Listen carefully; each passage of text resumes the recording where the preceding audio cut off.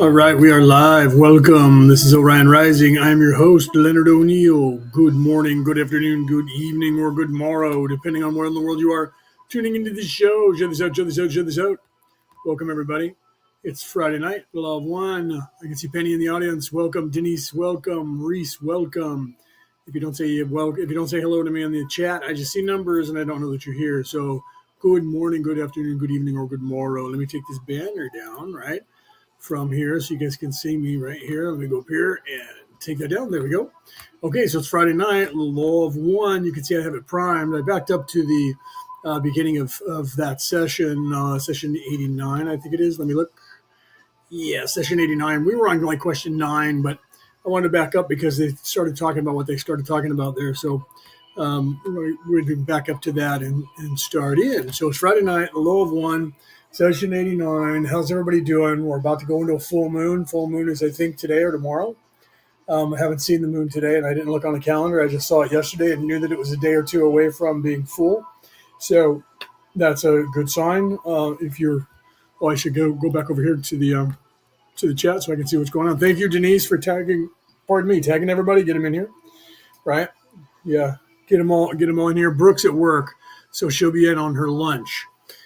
So she might pop in if she has a coffee break, tea break, but I'm not sure exactly what time. That could be right around now. She's been at work for a couple hours, but she said she'll be on her lunch. She'll tune in, so to say hi. Pink moon, is that what it is, Denise? It's a pink moon. I was just wondering that. Thank you for picking up on that. Chandra, welcome. See, yeah, I wasn't sure. I knew that it was some kind of moon that was different. Right, but I wasn't sure if it was a super moon or anything like that, and I knew it was something. So pink moon, not sure what that means. I haven't looked that up. So if you guys know what a pink moon is, put it in the chat, and I'll pull it up on the screen and tell everybody about it. But yeah, I just know that almost every moon has some significance, but not every moon. So sometimes they're just full moons and they don't have any significance, right? And it's in Libra. That's right, Chandra, because it just left Virgo yesterday. Today's Friday, so. Sometime between 2 p.m. yesterday, Thursday, and 2 p.m. today, somewhere, I'm not exactly sure where because I don't remember exactly, but I could check my calendar because I'm a Virgo. So the moon just left Virgo and went into Libra. So if you're a Libra, this is your 3-day cycle of your Christ oil within your body. So your Christ oil has already gone down your chimney, like Santa Claus, has gone down your spine, back up, and it is now resting in your just at the base of your brain inside your spinal column, and it's sitting there, and it'll sit there now for 3 days. And as long as you don't drink alcohol, eat crap food, and have sex on the next 3 days, that oil won't be eating from the tree of life. If you do those things, it'll be eating from the tree of life, and you will get coal. And there's a coal-like substance that your brain will secrete with that oil, the way it gets expended in that sexual right possibility, which lowers your vibration and solidifies you in the matrix a little bit more. So the opposite is true if you do not. Then at the end of that 3-day time period, and that's the time period where the Christ is crucified and is dormant or dead, and then rises from the grave and then illuminates. So if you don't do those things at the end of the 3-day time period, then that oil moves up into your hippocampus in your brain, and then it explodes with DMT, and it illuminates all of your brain cells and raises your vibration slightly. And that's where Christ is becoming the light of the world. So if you're a Libra right now and you haven't, and you don't have sex for the next 3 days, don't drink alcohol, don't eat crap food, meditate, eat good food, and sustain from having any kind of sexual intercourse, including doing it yourself, including masturbation. None of that. No ejaculation of any kind, male or female. And then the oil will do that, and you will raise your vibrations. If you're on an ascension path, you should be paying attention to that. You can take a look at my book. I talk about it in my book, The Reality About Reality, Returning to the Old Ways. Or you can look at, which I have underneath here, and I should pull it out for next time. I say that every time. God, Man, the Bible Made Flesh. That book also talks about the Christ oil. That book came out in I think the late 1800s. Don't quote me on that, but I'm pretty sure it was really old, that book when it came out. So I didn't have that book. I didn't read that book when I was writing my book, or I would have referenced it in my book, because almost word for word, they're talking about the Christ oil exactly the way that I'm describing it, which is the actual description of it. So it's not like I invented something, and neither did they. That description of the Christ oil is tens of thousands of years old. In truth, it's as old as the human species in the entire universe. Okay, so if you're Libra, you're moving into that part of you're on that 3-day time period, going into the full moon, which last month it was the full moon when the Virgo was going through it, and this month the full moon is now a day or two ahead. So it's literally Libra is going to be on the full moon, which makes that energy even more intense. That happens when there's a release, one way or the other. So if you're not good, and Santa Claus goes down the chimney and comes back up through your claustrum, that's the Santa Claus, where you get the word claus from claustrum.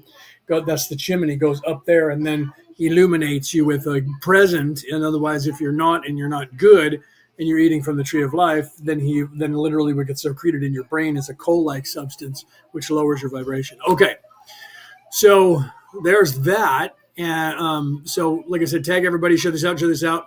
I think while we're doing on that subject, before we start, I'll go ahead and do a commercial for my book and get that going.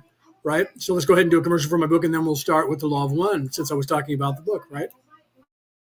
What is the reality about reality? Returning to the old ways. It is a comprehensive book about what is really going on here on this planet. It talks about the true spirituality that the controllers who think they own this planet have been keeping from you for thousands of years. It explains to you the knowledge that you gain from the universe itself when you live the way the prophets of the world throughout time told us how to live. Eat right, meditate, take care of yourself, treat others right. All the things they originally told us to do, but the controllers have removed from right in front of our eyes. The way to ascend to heaven. The reality about reality. Returning to the old ways. On sale worldwide, online now. Okay, so Peter, welcome. So yeah, so then you should look into that. You can Google that. You can go on YouTube. There's videos for that on YouTube that you can look up for the Christ oil, and learn about that by many different doctors talking about it. And if not, you can look at the older religions. All of the religions used to talk about it until they were edited, but most of the religions still talk about it in the ancient religions. But even in the Christianity, they don't talk about it anymore. But the story of Jesus is the same story.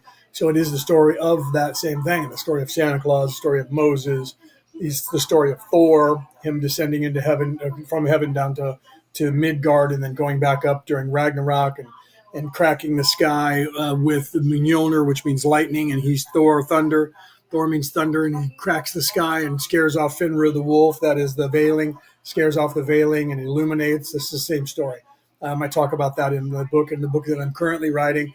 It'll be out in a couple of years. That one, I'm showing you that comparative of the storylines in the different Bibles around the world, the different religions, and how they all coincide with the same information. It's just that it's told differently for different people in different parts of the world at different time periods of the world. Different cultures had different stories with different deity figure names. Okay, so I'm going to go ahead and press play on this, pull that up into full screen there, and we'll do a sound check, and you guys let me know if you guys can hear the Law of One okay, and we'll get going with this session, right? So let me go over here and pull this up into full screen, and then hit play, and we'll start from there. So you can see this is the Law of One, session 89, June 9th, 1982.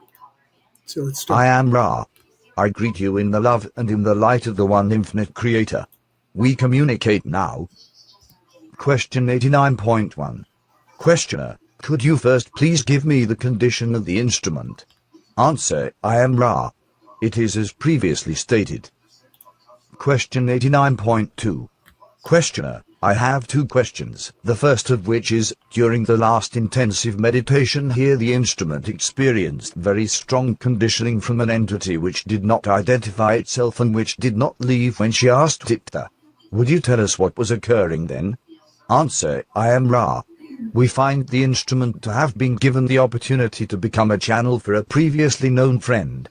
This entity was not able to answer the questioning of spirits in the name of Christ, as is this instrument's distortion of the means of differentiating betwixt those of positive and those of negative orientation.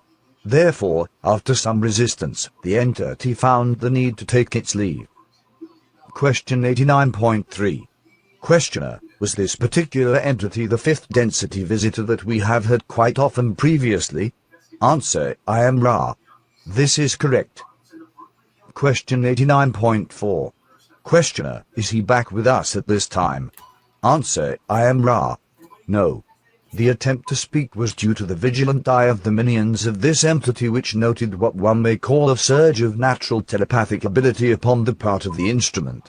This ability is cyclical, of the 18-diurnal period cycle, as we have mentioned times. Thusly, this entity determined to attempt another means of access to the instrument by free will. Question 89.5. Questioner: was this what I would refer to as an increased ability to receive telepathically over a broader range of basic frequencies, so as to include not only the Confederation but also this entity? Answer: I am Ra. This is incorrect. The high point of the cycle sharpens the ability to pick up the signal but does not change the basic nature of the carrier wave. Shall we say, there is greater power in the receiving antennae? Question 89.6. Questioner: this question may be meaningless, but would a fifth density entity of the Confederation who was positively polarized transmit on the same frequency as our negatively polarized fifth density companion? Answer: I am Ra. This is correct, and is the reason that the questioning of all contacts is welcomed by the Confederation of Planets in the service of the Infinite Creator. Right. So, welcome, Cassie. So, yeah, Chandra said, I love telepathy. Yeah. But you have to also be diligent when you're communicating with an entity of any kind. You have to learn how to discern the difference between language and how a person speaks if they're in service to others, or how they speak in service to self. And this is why on Wednesday, that was the theme of the Zoom call on Wednesday, and why I had given you guys homework prior to that with a video to see if anybody was picking up on that. Cassie, welcome, by the way. I saw that you shared this out. Thank you. And I didn't say hi to you. So that's why the Zoom call was themed about language, because of having the person on a couple of weeks ago that was speaking, and I had mentioned about him to him that I believed that he was in service to self and that he was hiding. I also made a point to forward a video on Tuesday, Monday or Tuesday, I think it was Tuesday, just before the Wednesday Zoom call that we did.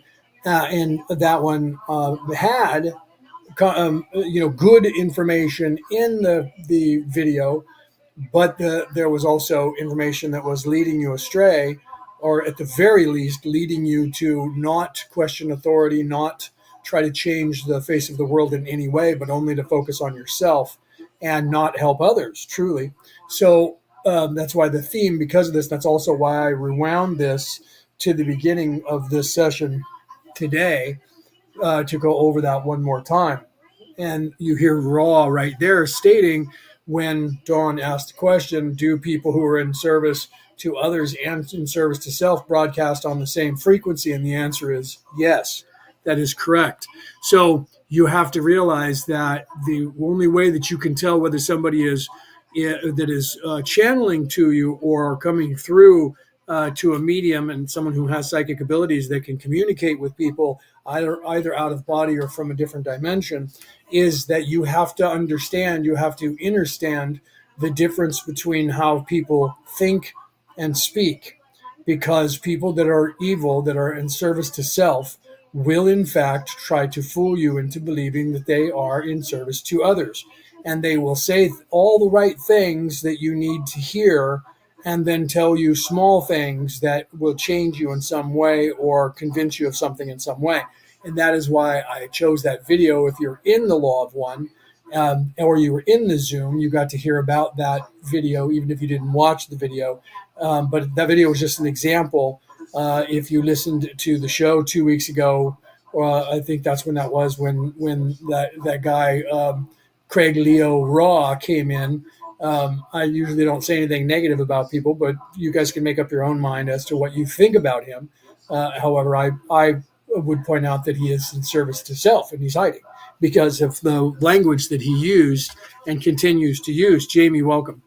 So that was the theme, and why the theme for the Zoom conversation, the Q&A on Zoom on Wednesday, was about that, and that video that I shared with people to watch is because of that, because literally the statement here that you see that Dawn is asking Raw about, literally saying, the question is somebody in the fifth density or in the fourth density or otherwise that is negative, do they broadcast on the same frequency that people in the positive broadcast on? And the answer is yes. And so the answer is this is correct. It is for this reason that the questioning of all contacts is welcomed by the Confederation of Planets in the service of the infinite creator. And so, and encouraged, and this is why I do this, and other people like me will say, don't believe anything I've said. Look this stuff up for yourself. Question everything, question everybody. There's a reason that we say that, because in this place, evil people will try to fool you into making you believe that they are good people in service to others, and they will use all the words, the verbiage, the language, the context of what they've already heard from people that are in service to others, and they will say those exact things, all the things that they think you want to hear, all the things that you need to hear, they will say to you, and with an agenda, and then they will at some point start giving you other information that is not normal for people that are in service to others, that they would never fathom to say those words. You have to look for those key words. You have to listen for those key words, because they can only hide for a while. Then they have to turn their agenda on. So if they're trying to convince you of something, they have to reveal that to you at some point. Otherwise, you're never going to be doing what they want you to do. Being in their control, being under their spell, giving them money, being their acolytes, allowing them to sleep with you, allowing them to take something from you in some way, controlling you or otherwise. That is their agenda, and that's what their agenda will be. So I always tell people all the time that you need to vet people and take your time doing so. And I don't have a problem with anybody who does that. Reese, welcome. You were in earlier, and I didn't say hi to you, did I? I saw your name there and didn't say it. So welcome. I apologize for that. So you literally have to take time to vet someone, even if you think that they're somebody who is in service to others. You shouldn't wholeheartedly just assume that a person is. You should pay attention.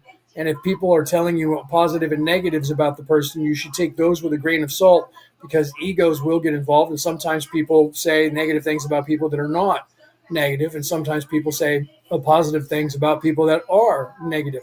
So you have to never assume one thing or another and let people sway you, even if they're trying to tell you that the person is negative. I would encourage you always to question even that. So that's why I'm not adamant about about that guy who came into the Law of One, because I allow people to do what they're saying, but I do what they want to do and question. And so if I say, this is what I got, and people say, that's not really what I got out of that, that's okay. Because if you watch me long enough, you'll find that I don't change. If you watch that guy long enough, you'll find that his true colors will come out, whatever it is. Eventually it'll come out, because his agenda at some point has to be involved in what he's doing, or he is just in service to others. So if I'm right about a person, and they say things that are words that and phrases that people who are in service to others just would never say, because they wouldn't even think to say that, because there'd be no reason to. Eventually those words are going to come out of other people's mouths, because their agenda is going to come out, and it's going to be control. It's going to be of some sort, control of some sort over you, over other people. They're going to be negative in some way, controlling in some way. They're going to be, in some way abusive.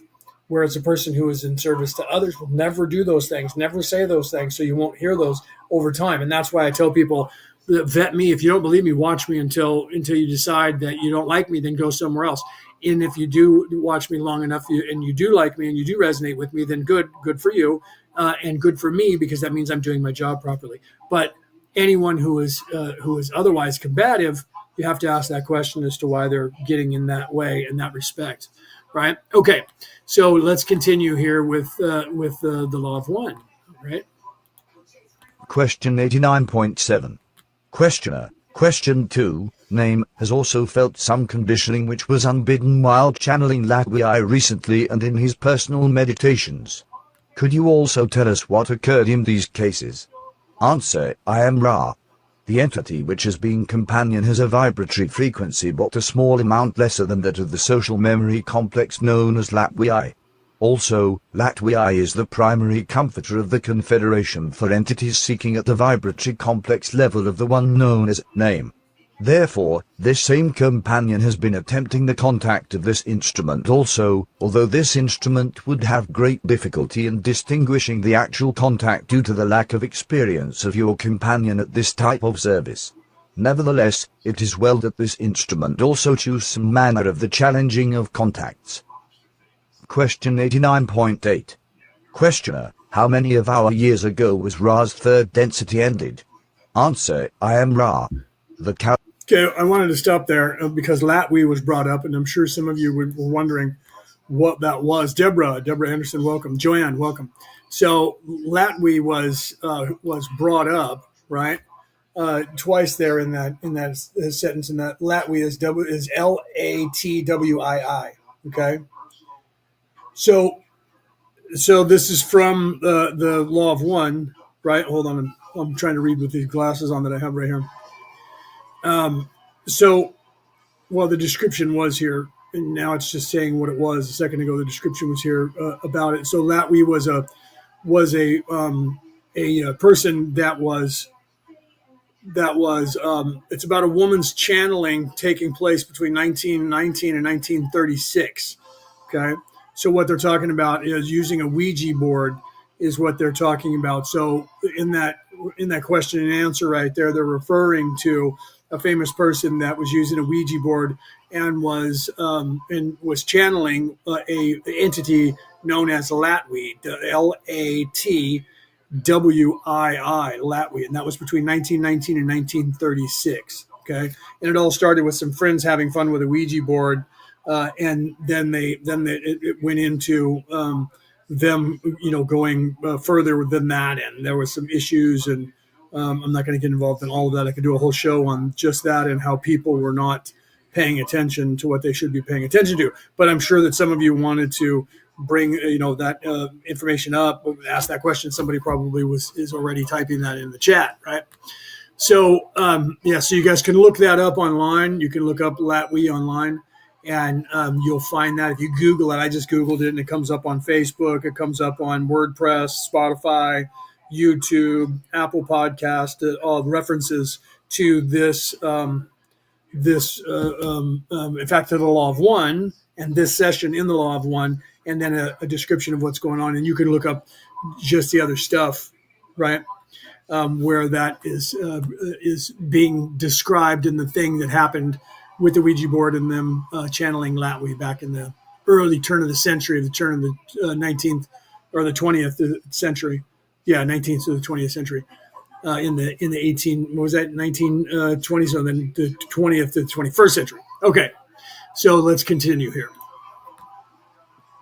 Calculations necessary for establishing this point are difficult, since so much of what you call time is taken up before and after third density, as you see the. So the question here that I went past: how many of our years ago was Ra's third density ended? Was Ra's third density ended? That should have been corrected in grammar there, I think. The calculations are necessary. No, I don't think he's gotten to that yet. Let's see. I think he has. Progress of time from your. Yeah, so the calculations necessary for establishing this point are difficult, since so much of what you call time is taken up before and after third density, as you see the progress of time from your vantage point. Vantage point. We may say in general that the time of our enjoyment of the choice-making was approximately 2.6 million of your sun years in your past. Yes, Penny, it's spelled L as in Larry, A, T as in Tom, W, I, two I's, the letter I. Latwii, Latwi is how it's spelled. And yes, Jamie, you were right. Thank you. Jamie said, she said Penny Latwii, and she spelled it correctly. Thank you very much for helping out. Okay, let's continue here, okay? However, we correct this instrument. Your term is billion, 2.6 billion of your years in your past.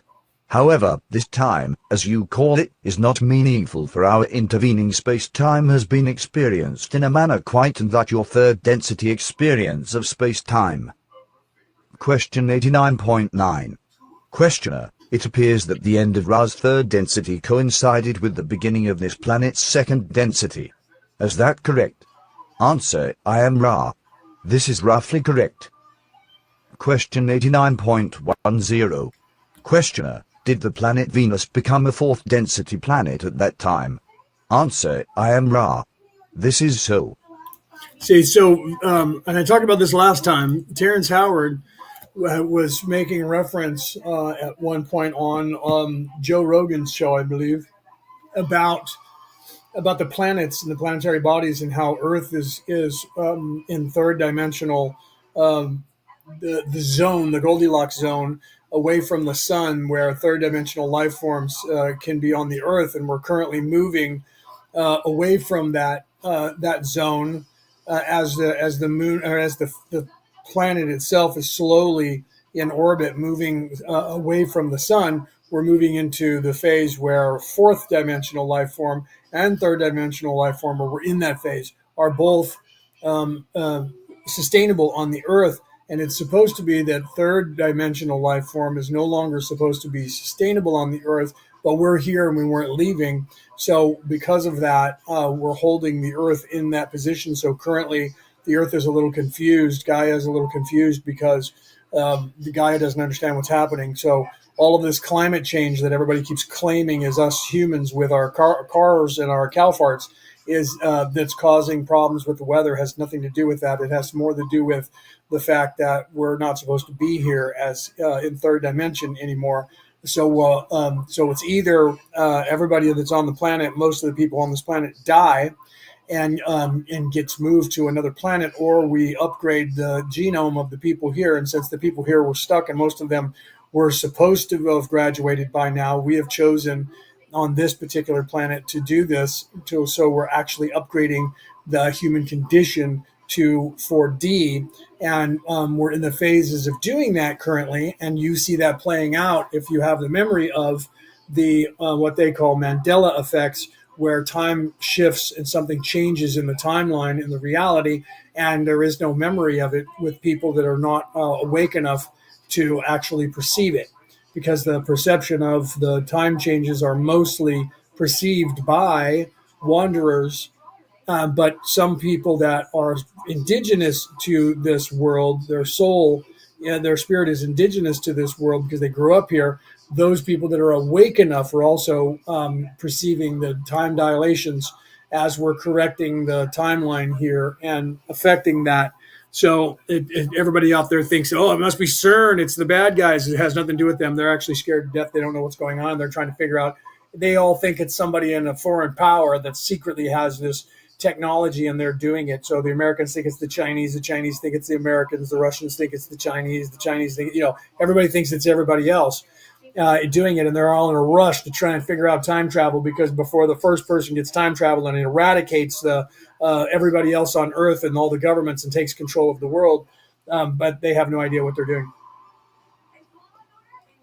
So the timelines are shifting as we're fixing things and putting them back, and then people are going to become closer to 4D and then transition into 4D. And the people who aren't ready for that, they'll just die in their natural causes of their natural life. And then when they're born, they'll just be born into a planet that will be the next closest planet to here. That is third dimension. They'll be veiled again, and they won't even know they were ever on this Earth. They won't have any memory of it, and they won't even know about it. And then the other people that are here that transition, that aren't that are ready to transition, but they're still veiled. They're not unveiled, because you can move into 4D without being unveiled, by the way. They're going to just move into 4D and not even remember that anything that is changed. They won't even notice anything. It'll just be normal to them, just like it happens when there's one of those Mandela effects and people say, that, oh, that's not true. You guys are just remembering it wrong because I didn't perceive that. And, because everybody's arrogant to believe that what they perceive is what reality actually is, and that everybody else must be wrong. And that's the whole theory for flat Earth is perception. Flat Earth is based on I don't perceive it that way, and because I can't perceive it that way, it's not real. But those same people won't go into a scenario where they can perceive it that way, and they'll go, nope, not true. It's a lie. It's a lie. I'm not seeing what I'm seeing. It's a lie. And then those people just are 3D, and they're not ready to expand their consciousness to that place, because there's nowhere in the universe that does that. And they're like, they're lying about that too. So to answer their question about the Earth being flat, they have to say that more than half of the planet is in on the lie, keeping it from the other half of the planet, which is kind of a bizarre thing to think is happening. No, it's just NASA. How many people do you realize how many people work for NASA? And that means that all the people in the military that work at NASA and for NASA also have to know about it. And that means that all the generations since the Greeks were saying that the world was flat until now had to also know about it. That means every military personnel for every government, every space agency for every government, everybody who is making anything that is rockets around the world in the history of the world from every single country have all been in on it. They all have to have been in on it, which means that the people who run the governments, own the governments, pay the governments, they all have to be in on it too. That means all the oligarchs who think they own the planet are also in on it. So when you tally all of that information up to every level of people that might know about it, it comes out to be almost half of the planet. So to believe that the Earth is flat, you have to believe that 4.3 billion people are lying to the other 4.3 billion people on the Earth every day. And that's the only way that the Earth can be flat. And if you fool yourself thinking that only NASA is the one who knows the answer to that, then you're not paying attention to the space race, because there is at least 100 countries that have already gone to space, supposedly. So if they're lying and that nobody can go into space, that means those other countries know about it and they're lying about it too, so that they can all make money. That means that it's not just the space agencies that are in on it. You have to actually then look at who else would be in on that information if it's not just the space agencies. Because if it's only the space agencies, then that would suggest that they're lying to their own governments who threaten their safety. So they're like, oh no, we're going to space and we're flying around because we want to get rich. And they're lying to the actual governments and the militaries and people who can actually put them in prison for the rest of their existence for lying to them. And they still haven't figured it out. So you cannot look at a cover-up that it has to be of that magnitude and say that there's only 100 people on the planet that are lying to the rest of the people. You have to tell yourself that lie to believe that. Okay. Yeah, Peter said, I believe that the moon is made out of cheese too. Laugh out loud, right? Yeah, because those same people who believed that the Earth was flat also believed that the moon was made of cheese. Because when you look up at it, it looks like it's made of Swiss cheese. So they believed that it was made of Swiss cheese. The same people who said the Earth was flat said the moon was made of cheese. Just so you know. Tina, welcome. So you have to think about that, guys. So if you believe the Earth is flat, you have to ask yourself if you can eat the moon. Okay? Because the very people who believed that the Earth was flat believed the moon was made of cheese. Okay, let's continue with the law of one. Question 89.11. Questioner, did it later, then, become a fifth density planet? Answer, I am Ra. It later became a fifth density planet, then, later a fifth density planet for a large measure of your time. Okay, you see how the progression works? Getting back to Terrence Howard talking about that. As the planets are moving away from the sun, they move into a different Goldilocks zone. So we're in the position now on the Earth where we're in third, fourth density. So first, second, third, fourth density life forms are sustainable on the Earth, and 8, by the way, but we don't want to talk about that. So right now we're in the third, fourth density, and they're talking about Venus, and Venus being in the fourth, fifth, right? Being the third, fourth, and the fourth, fifth. So what happens is we will move into a place which we're moving into now where third density life forms are not supposed to, third dimensional life forms are not supposed to be sustainable on the Earth. And either they shift into 4D or when they die, the souls that are in there will go to another place and be born into another place where that life form, third dimensional life form, is actually sustainable. Joanne said, I worked with someone who believes I used to work. I used to work with someone who believes the earth is flat. I had no comment, laugh out loud, right? So yeah, right. So you have to that, yeah. Well, I mean, what do you do at that point? You can either question them, and it always comes down to it can't be proven because we refuse to go and actually prove it. Because I always say to people, if it can be proven, if it can't be proven, then how do you know that it's true? And if it can be proven, then why is it that these people who believe the earth is flat are not making a rocket ship to shoot it straight up into the air and film it so that it bounces off the top of the dome so they can film that and have proof to the world?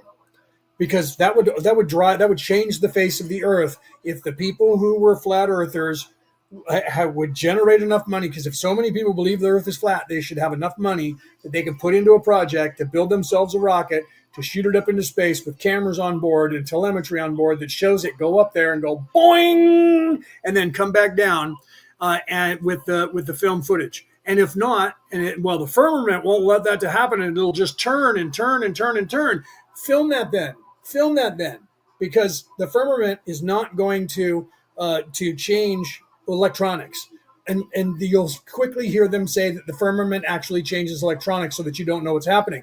Well, if that's the case, then the rocket would go up and then it would turn and it would keep flying in a direction and eventually it would hit the firmament again. So the rocket would then fly around and people would see it in the atmosphere constantly flying around until it ran out of gas and splashed down somewhere. So it's easily provable if all of that exists. Fire a rocket in a straight line, get as close to the firmament as you can find yourself before it makes you turn, and then fire a rocket straight at it until it bounces off this big giant ice wall that's 18,000 miles tall. Okay, and film it, right? Stream it live and do it, right? So people have to do that with AI. They have to fake that to make it happen. And no one's even tried to do that, which is weird because you would think with the technology we would have right now, somebody would have already decided to do that and have AI make a fake video for them of the firmament so that it's out there. But those videos don't exist. Why is that? That's weird that they don't exist. They just have the same tired old arguments over and over and over again that date back to the 1700s, where some guy on a ship claimed that he was immune to the firmament, the only person in the entire existence. And weirdly, every single person on his crew was also had to have been immune to the firmament's hold on them so they could go and find it. But his crew never backed him up. There is no history of his crew saying, and then we went on this trek and this is what we saw and this is what we found. And so weird that he got on board a ship with 100% of his crew not going, oh, we can't, well, I have to go to the right. I have to go to the right. And they're jumping off the ship and killing themselves. So weirdly that everybody on his ship was also immune to the effects of the firmament so they could go and find it. No one ever asked that question. How is it that ship, without them knowing the firmament was there, how is it that they were able to put a crew together where 100% of the crew, including the captain, were immune to the firmament to go and sail and find the firmament? Because if that's the case, then why are we not testing for that now? And again, instead of making a rocket ship, why aren't we testing for that now and putting together a crew to go out there and film the very firmament that they're talking about? Because if that existed as in life, those people came back and had children. That means their children have the markers that make them immune to a firmament. And they couldn't have been the only people in the history of the universe, in the history of our planet, that had that. Because because the odds of a 30-man crew, or 100% of them being immune to the firmament, are about the same odds that Jesus Christ is going to all of a sudden reappear tomorrow. Yet that's what they're claiming happened back in the 1700s. So the truth is, if they were, that means that there's a lot of people that are immune to the firmament, and there would be more people telling the story of the firmament. Oh no, the government just keeps finding them and killing them off so nobody could find out about it. So they eradicated. That's the story they have to make up. And that they only made it up, and they would only make it up after I point this out to you, because I just thought it up. Because that's what I would do. I'd say, oh, no, they're all killed because the government was hunting them down and finding them. How would the government know how to test for people that would be able to see the firmament. So there must have been a test to begin with, and the government must know about it. Where's the people leaking that information? Inside the government. So another easy way is to infiltrate the government, find that test, and get it out to the world and say, see, here it is. Here's the test that shows you. And now there'll be one because I said this, so somebody will come up with something, but it was never here before I just brought this up. So every scenario that I come up with right now, if people start hearing what I'm saying, they're going to start coming up with all the videos and all the evidence that I just said to you. But I've been thinking this for the last, let's see, I'm 57. I've been thinking this since I was born. Where's all the evidence that should be there? And I never voiced it out loud, because when you voice something out loud, pretty soon somebody goes, that's a good idea. I need to fake that. I need to make that happen. But nobody has any proof. They just rely on the fact that it's there and that there's nothing you can do about it. Okay. Peter says, what? Dr. Patton from the Western Gaul in Ireland in 2026, she'd be the first Irish, what is that? Incommunicable, I don't know what you're trying to say, science doctor to travel into the house of space. She's from, so you're trying to say that that somebody's going to be, well, they're right now, I don't know if it just happened, but there's either a plan for a rocket that just went up or a rocket just went up, where they had an all-woman crew, and some of them were paid millions of dollars, probably billions of dollars, to get on board the ship, because they were actors or actresses or singers from Hollywood. They were entertainers that were going up into space. I don't know exactly how many or who, but I know that I believe that the rocket was supposed to have gone up the other day or something like that. And oddly, Brooke over in Australia was able to show me pictures of something in the sky that looked like it was outgoing with a contrail that wasn't an aircraft. She showed me a picture of it, and I was like, that looks like a rocket going up. She's like, why would I be seeing a rocket here if there was something that America shot off? I'm like, well, if it went downrange towards you from California, you would see it. You would see it from where you are up in the sky. Everybody would. So I don't know if it was, but it was on the news that day, oddly. They were on the news saying that was going to happen or did happen, and that when we come back, we'll tell you who paid money from Hollywood to be on board that rocket to go up into space. And I actually ended up changing the channel and forgetting about it and not coming back until Brooke said, what is this? And she took a picture of it. And I looked at it and I said, I said, that could be a meteor. She goes, no, it looks like it's outgoing, not incoming. And I said, let me see the picture again. She showed it to me, and I said, no, I agree with you. So she was over in Australia on the East Coast there of Australia, just north of Sydney. Like Reese, you're also over there further north than her. I don't know if you saw anything 2 days ago in the eastern sky heading outward bound that looked like it took off from California and was going up. And it was far enough to where you guys could see it down there in the sky, because she saw it. And I don't know who launched that, but it was definitely something that looked like it was outgoing, a spacecraft. Okay. Right, Joanne said, I didn't want to get into her head, so the conversation didn't happen. Laugh out loud. Yeah, right? I mean, yeah, because otherwise you start really getting into the weeds about that kind of stuff. But people can believe whatever they want. I just would like them to come up with some better evidence than some guy 200 years ago said something. I'd love to hear a lot more better evidence than that, because that's what they fall back on. That, nope, that's just a lie. That's fake. NASA's lying. There is no space. There is no planets. There is nothing. We're in a flat planet, and there's a dome there that we can't get out of. Well, if that's the case, then show us, please. Show us. There's got to be a way of showing us, because somehow you know about it. So if you know about it, that means somebody saw it. Somebody went there. Somebody knows that it's there. So if you have a theory that there's a dome there and a theory that the Earth's flat, and you're like, no, it's flat, well, then prove it. Why are they not able to prove it? Prove it. I don't have to prove it. Yes, you do. You're the one that's claiming the Earth's flat. You have to prove it. And you keep saying that there's a dome that you'll crash into. Then crash something into it and film it. Crash something into it and blow the lid off the world. They're not doing that. So obviously they can't, because they don't have enough money, because nobody's backing the theory. And they don't have enough money to do anything to actually study it. Otherwise they'd be doing it, and they would be showing proof. All the years that I've listened to people talking about flat Earth, they've never changed. It's always the same people with no money, with no education in physics, with no education in anything, with no education in rocketry. And all they have is theories from other people that were the same as them, that have no education, didn't work in the field, don't know anything about physics, don't know anything about the universe, and they're just regurgitating the same old shit. And it goes back to some guy on a boat that was actually trying to prove that the world was flat, by the way, said the world was flat and found this ice wall, and it was there. And again, I say, everybody on his crew was immune to it, and they were the only people in history that have ever been immune to it. Weirdly, the people who were trying to prove that the Earth was flat sail up to a big giant, block of ice in the ocean and go, "That's blocking my way. It must be this thing. We're going to call it the firmament." Both fourth and fifth density experiences were possible upon the planetary influence of what you call Venus. Question 89.12. Questioner, what is it? Yeah, Reese, I didn't know either because I didn't look it up, right? Reese said, I'm not sure if it was a Boeing launch. It could have been. It could have been a test launch for Boeing because they were trying to get back into the good graces after stranding those guys up on the space station for 9 months that X had to go and get down because they couldn't guarantee a rocket going up there to have successful reentry without killing the two astronauts. So they could be trying to get back into getting their contract going again. You know what I mean? I don't know the answer to that question. I just know that I didn't look it up. I'll be honest with you. So I don't know if there was a launch, but something was flying. Yeah, something was launched from some company. It could have been anybody because there's like 5 or 10 of them now that are doing that. So there was a launch from somebody and it was going outbound. I just didn't look up to find out who it was. Okay, let's continue. Oops, I'm in the wrong place to do that. Let's continue. Its density at present. Answer, I am Ra. Its core vibrational frequency is 6th density. However, we, as a social memory complex, have elected to leave that influence. Therefore, the beings inhabiting this planetary influence at this space-time are 5th density entities. The planet may be considered a 5th 6th density planet.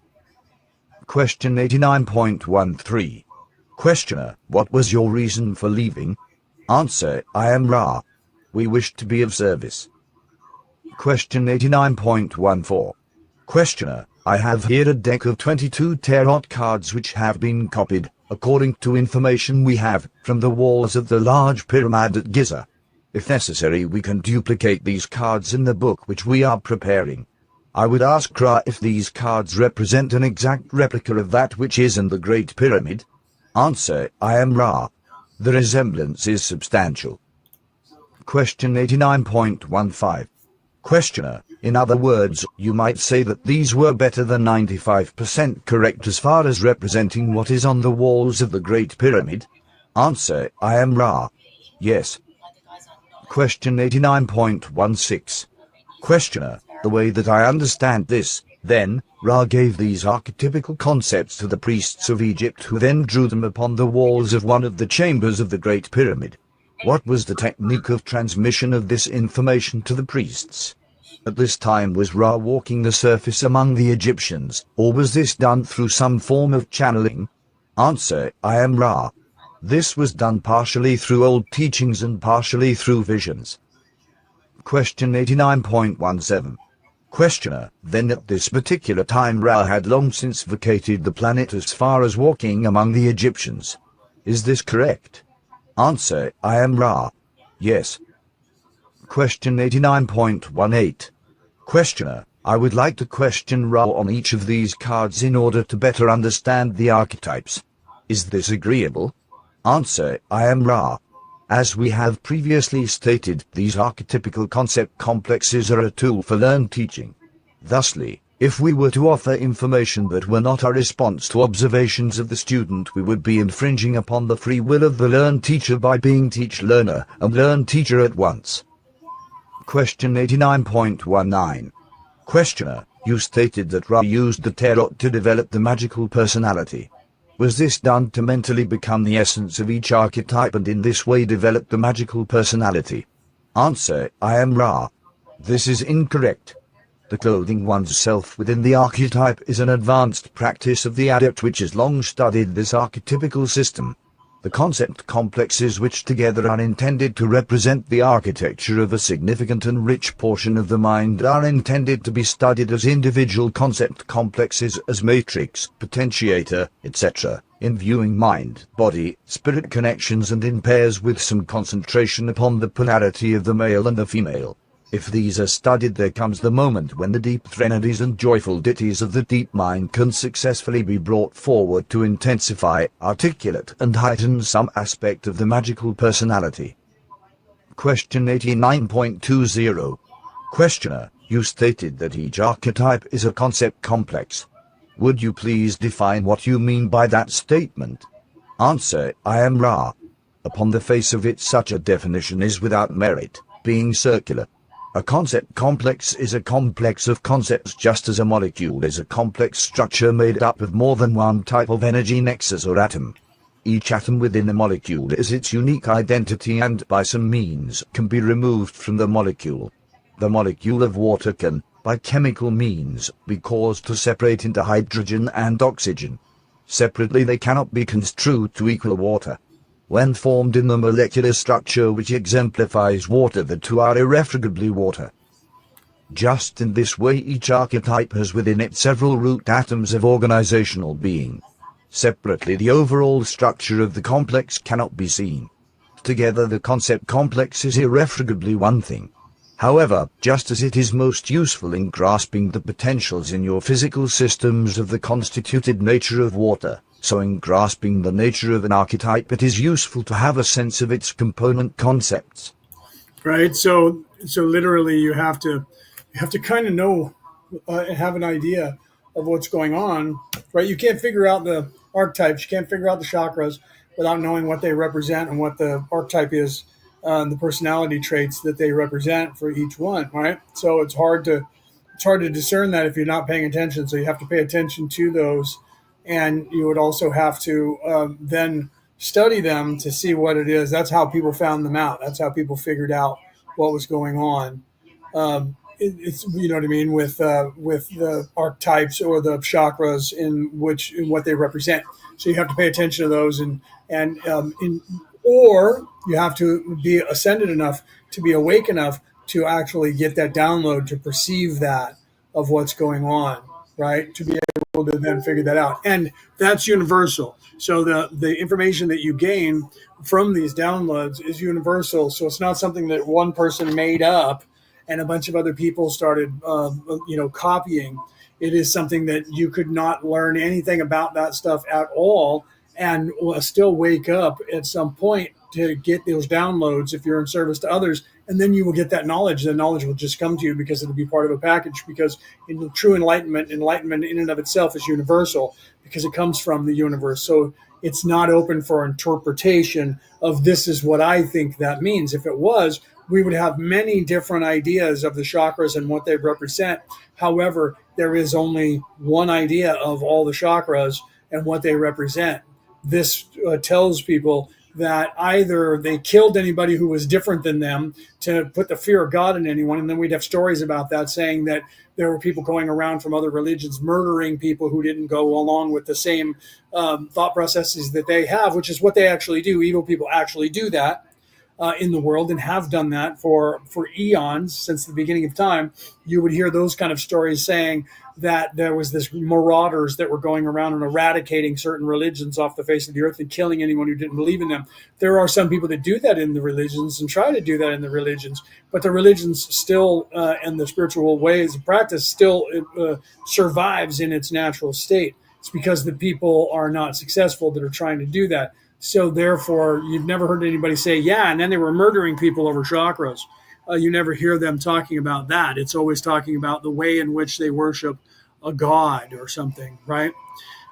So yeah, Brooke is talking in the chat. So if you guys are in the chat, she said hi. She said hi, baby, when she came in, and she was talking to me, and I answered her back. And then she stated, just in case people were not quite sure what she was talking about when she said that, she stated in there, I was saying hello to the love of my life, Leonard O'Neill. And so, yeah, so she just popped in real quick. I think she was on her tea break. She said it was coming up in a minute or two. She just popped in to say hello to me and to say hi to everybody. She said, I'll be back soon. I love you all. Right. So, yeah, Jamie said, yeah, I know that. Yeah, she realized who she was talking to when she said that, but I wanted to tell everybody that. So I love Brooke. I love her a lot. She will be my life partner. Is my life partner now, I guess, and we're just not living under the same roof currently. We will be doing that soon, by the end of this year. Okay, let's get back. She'll be here for those of you listening around the world. You guys, she'll be here in May. She'll be here in late April, and a couple weeks from now. She'll be here for almost a month, So you guys, when I'm on the Law of One, she'll be sitting here with me, and when I'm doing the Zoom call, she'll be sitting here with me for a couple of weeks, for 2 or 3 weeks. Okay, let's continue this session. And I think I cut us off right in the middle. I'll have to let it see where we're at, and when I paused it, it's right in the middle of a question or the answer there. Question 89. Good. No, I stopped it there. So question 89.21. Questioner, in archetype 1, represented by tarot card number 1, the matrix of the mind seems to have 4 basic parts to the complex. Looking at the card we have, first and most obvious, the magician and what seems to be an approaching star. A stork or similar bird seems to be in a cage. On top of the cage seems to be something that seems to be very difficult to discern. Am I in any way correct in this analysis? Answer, I am Ra. You are competent at viewing pictures. You have not yet grasped the nature of the matrix of the mind as fully as is reliably possible upon contemplation. We would note that the representations drawn by priests were somewhat distorted by acquaintance with and dependence upon the astrologically based teachings of the Chaldees. Right, so they're referring to here the tarot cards that were created, that Ra gave the information over to the priest to create, and then the priest took some liberties with the tarot cards and changed the drawings, but it doesn't really change the actual suits in the deck of the tarot cards, especially the 22, because the original tarot cards were 22 card decks, and then I think it was Brooke that said, I have a deck that's a 21 numbered deck, but there's a 0 to 21. And I was like, yeah, that's 22 cards. You just have 0. They usually have like the Hangman or the Fool being the 0 card, and then they move from there on most of the decks. So it's 22 cards. So, but then they have these expanded decks that are bigger than that. But originally, all tarot decks were 22 cards, large, with the 7 major arcana, the 7 archetypes. And then those were into the 4 suits, with then you had the masculine, feminine, the king, queen, jack, of the cards. So you had and that's where you ended up with the playing cards that we currently have today. They came from the first. There's 52 cards there. As that expanded, it became 52 cards, but that's because you had 4 complete sets of 0 through, or 1 through, 2 through, king, queen, ace, or the ace, 1, 2, 3, 4, 5, 6, 7, 8, 9, 10, jack, queen, king. And then you had what they now call the Joker, which was the hanged man, or the Joker card. And then they added 1 for each suit. So you had 4 Jokers. And so all that stuff got added later, but originally it was 22 cards. And Reese has one of the older versions of that. And then he just got another one that he was just talking about in the Law of One class chat, where he had just gotten. I think that's what I read, which was a different one, but it's still really cool stuff. Okay, so let's continue here. So to reiterate what Ra was saying, right? You're competent in your viewing of the pictures. You have not yet grasped the nature of the matrix of the mind as fully as is reliably possible upon the contemplation.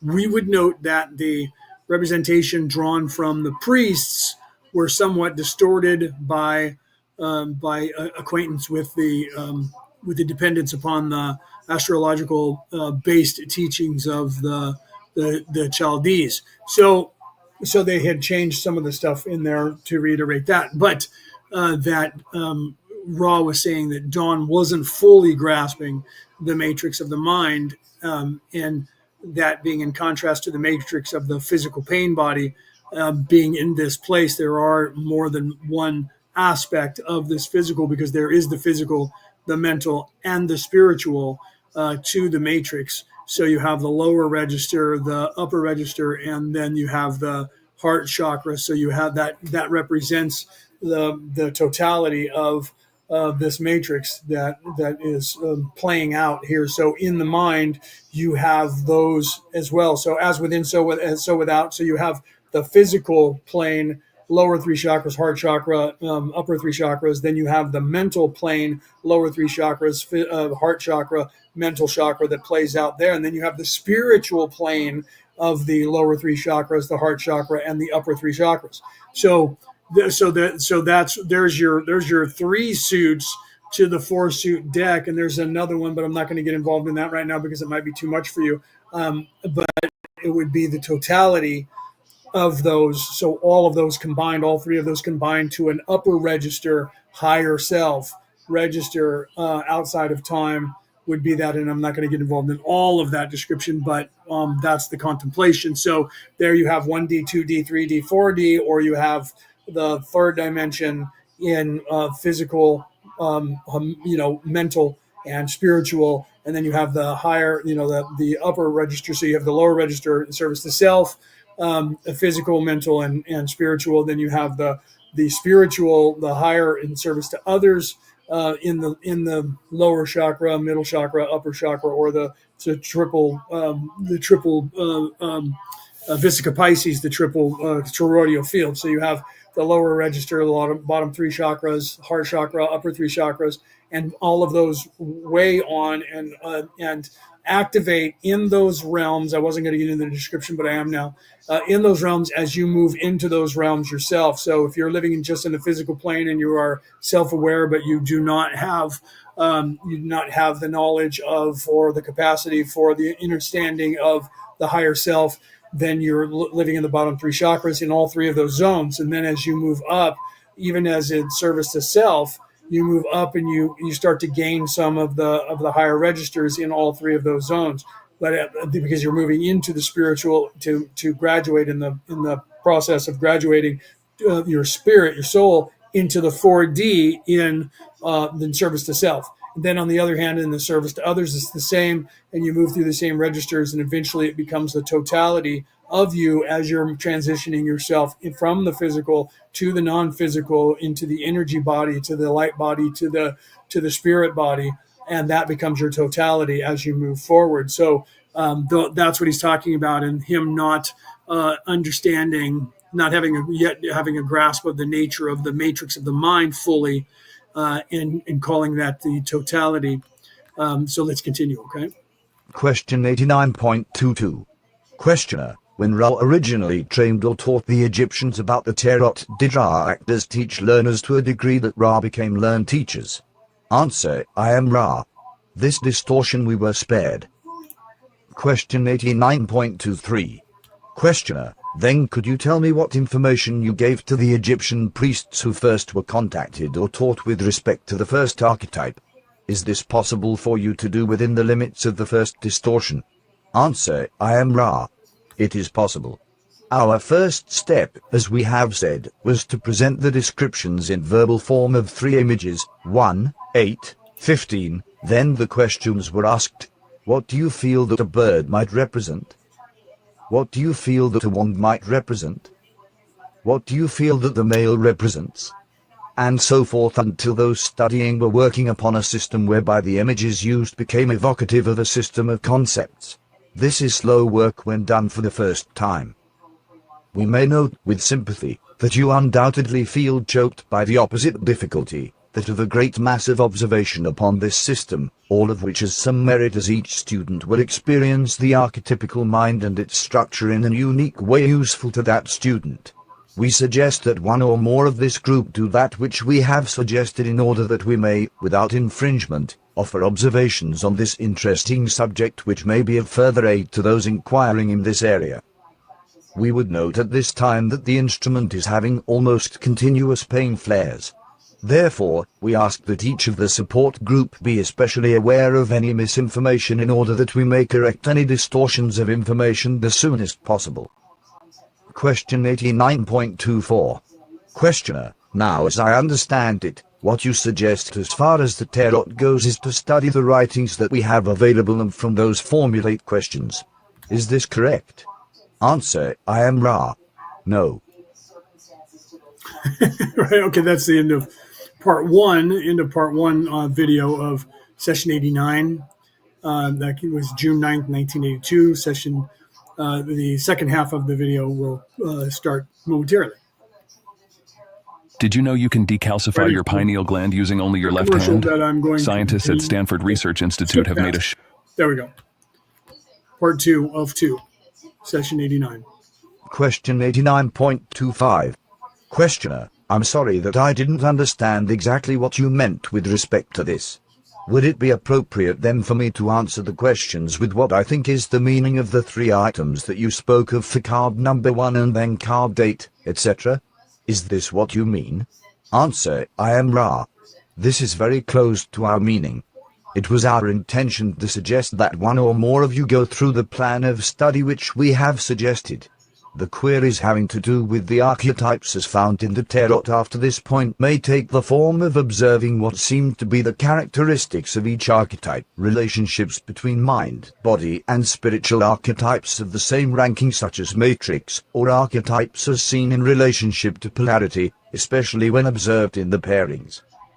Any observations made by a student which have fulfilled the considerations will receive our comment in return.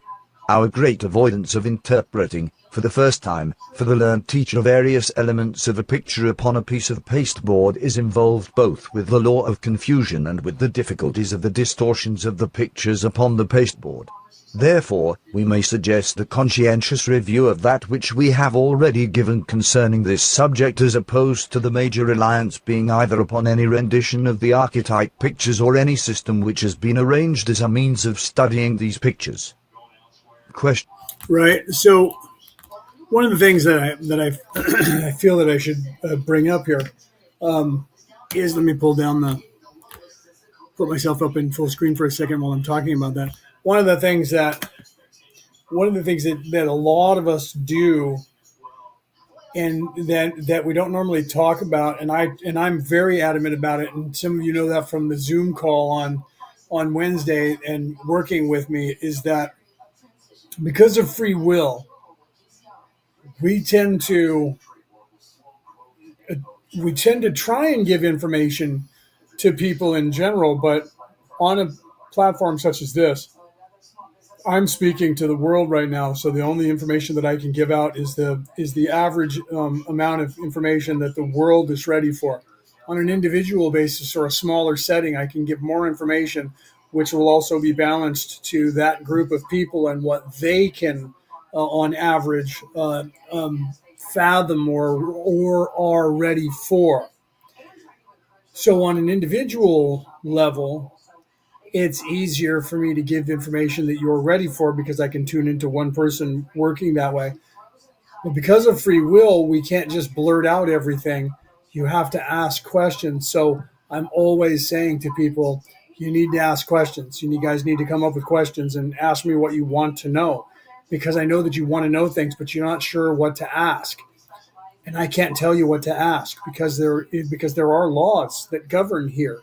I can give you any information that you ask me about, unless you ask me a question in a public setting like this one, where I can only give you the information that is the generalized average of the earth and what the entire population would be capable of understanding, because I'm on a platform that's going out to the entire world. Okay. So is there information that I say that is way above people on the planet? Absolutely. And that people would just immediately think that I'm crazy and turn the channel. But there's also information, that same information that I'm giving out is way beneath a lot of people on the planet, and they would hear me and go, this guy's talking about basic stuff, and they would move on. Okay, so one-on-one, we can answer. That's why you see people like myself that either have knowledge or are channeling knowledge or both, getting into Q&A sessions, because it's so much easier for me to answer when you ask me what you want to know, because then I know what you're ready to hear, because you won't ask a question that you're not ready to hear. When you think of a question, it's because you're ready to know the answer to it, even if you don't like the answer to the question. Even if you don't understand the question, you're still pondering the question, you're still saying the question. Therefore, it's your free will.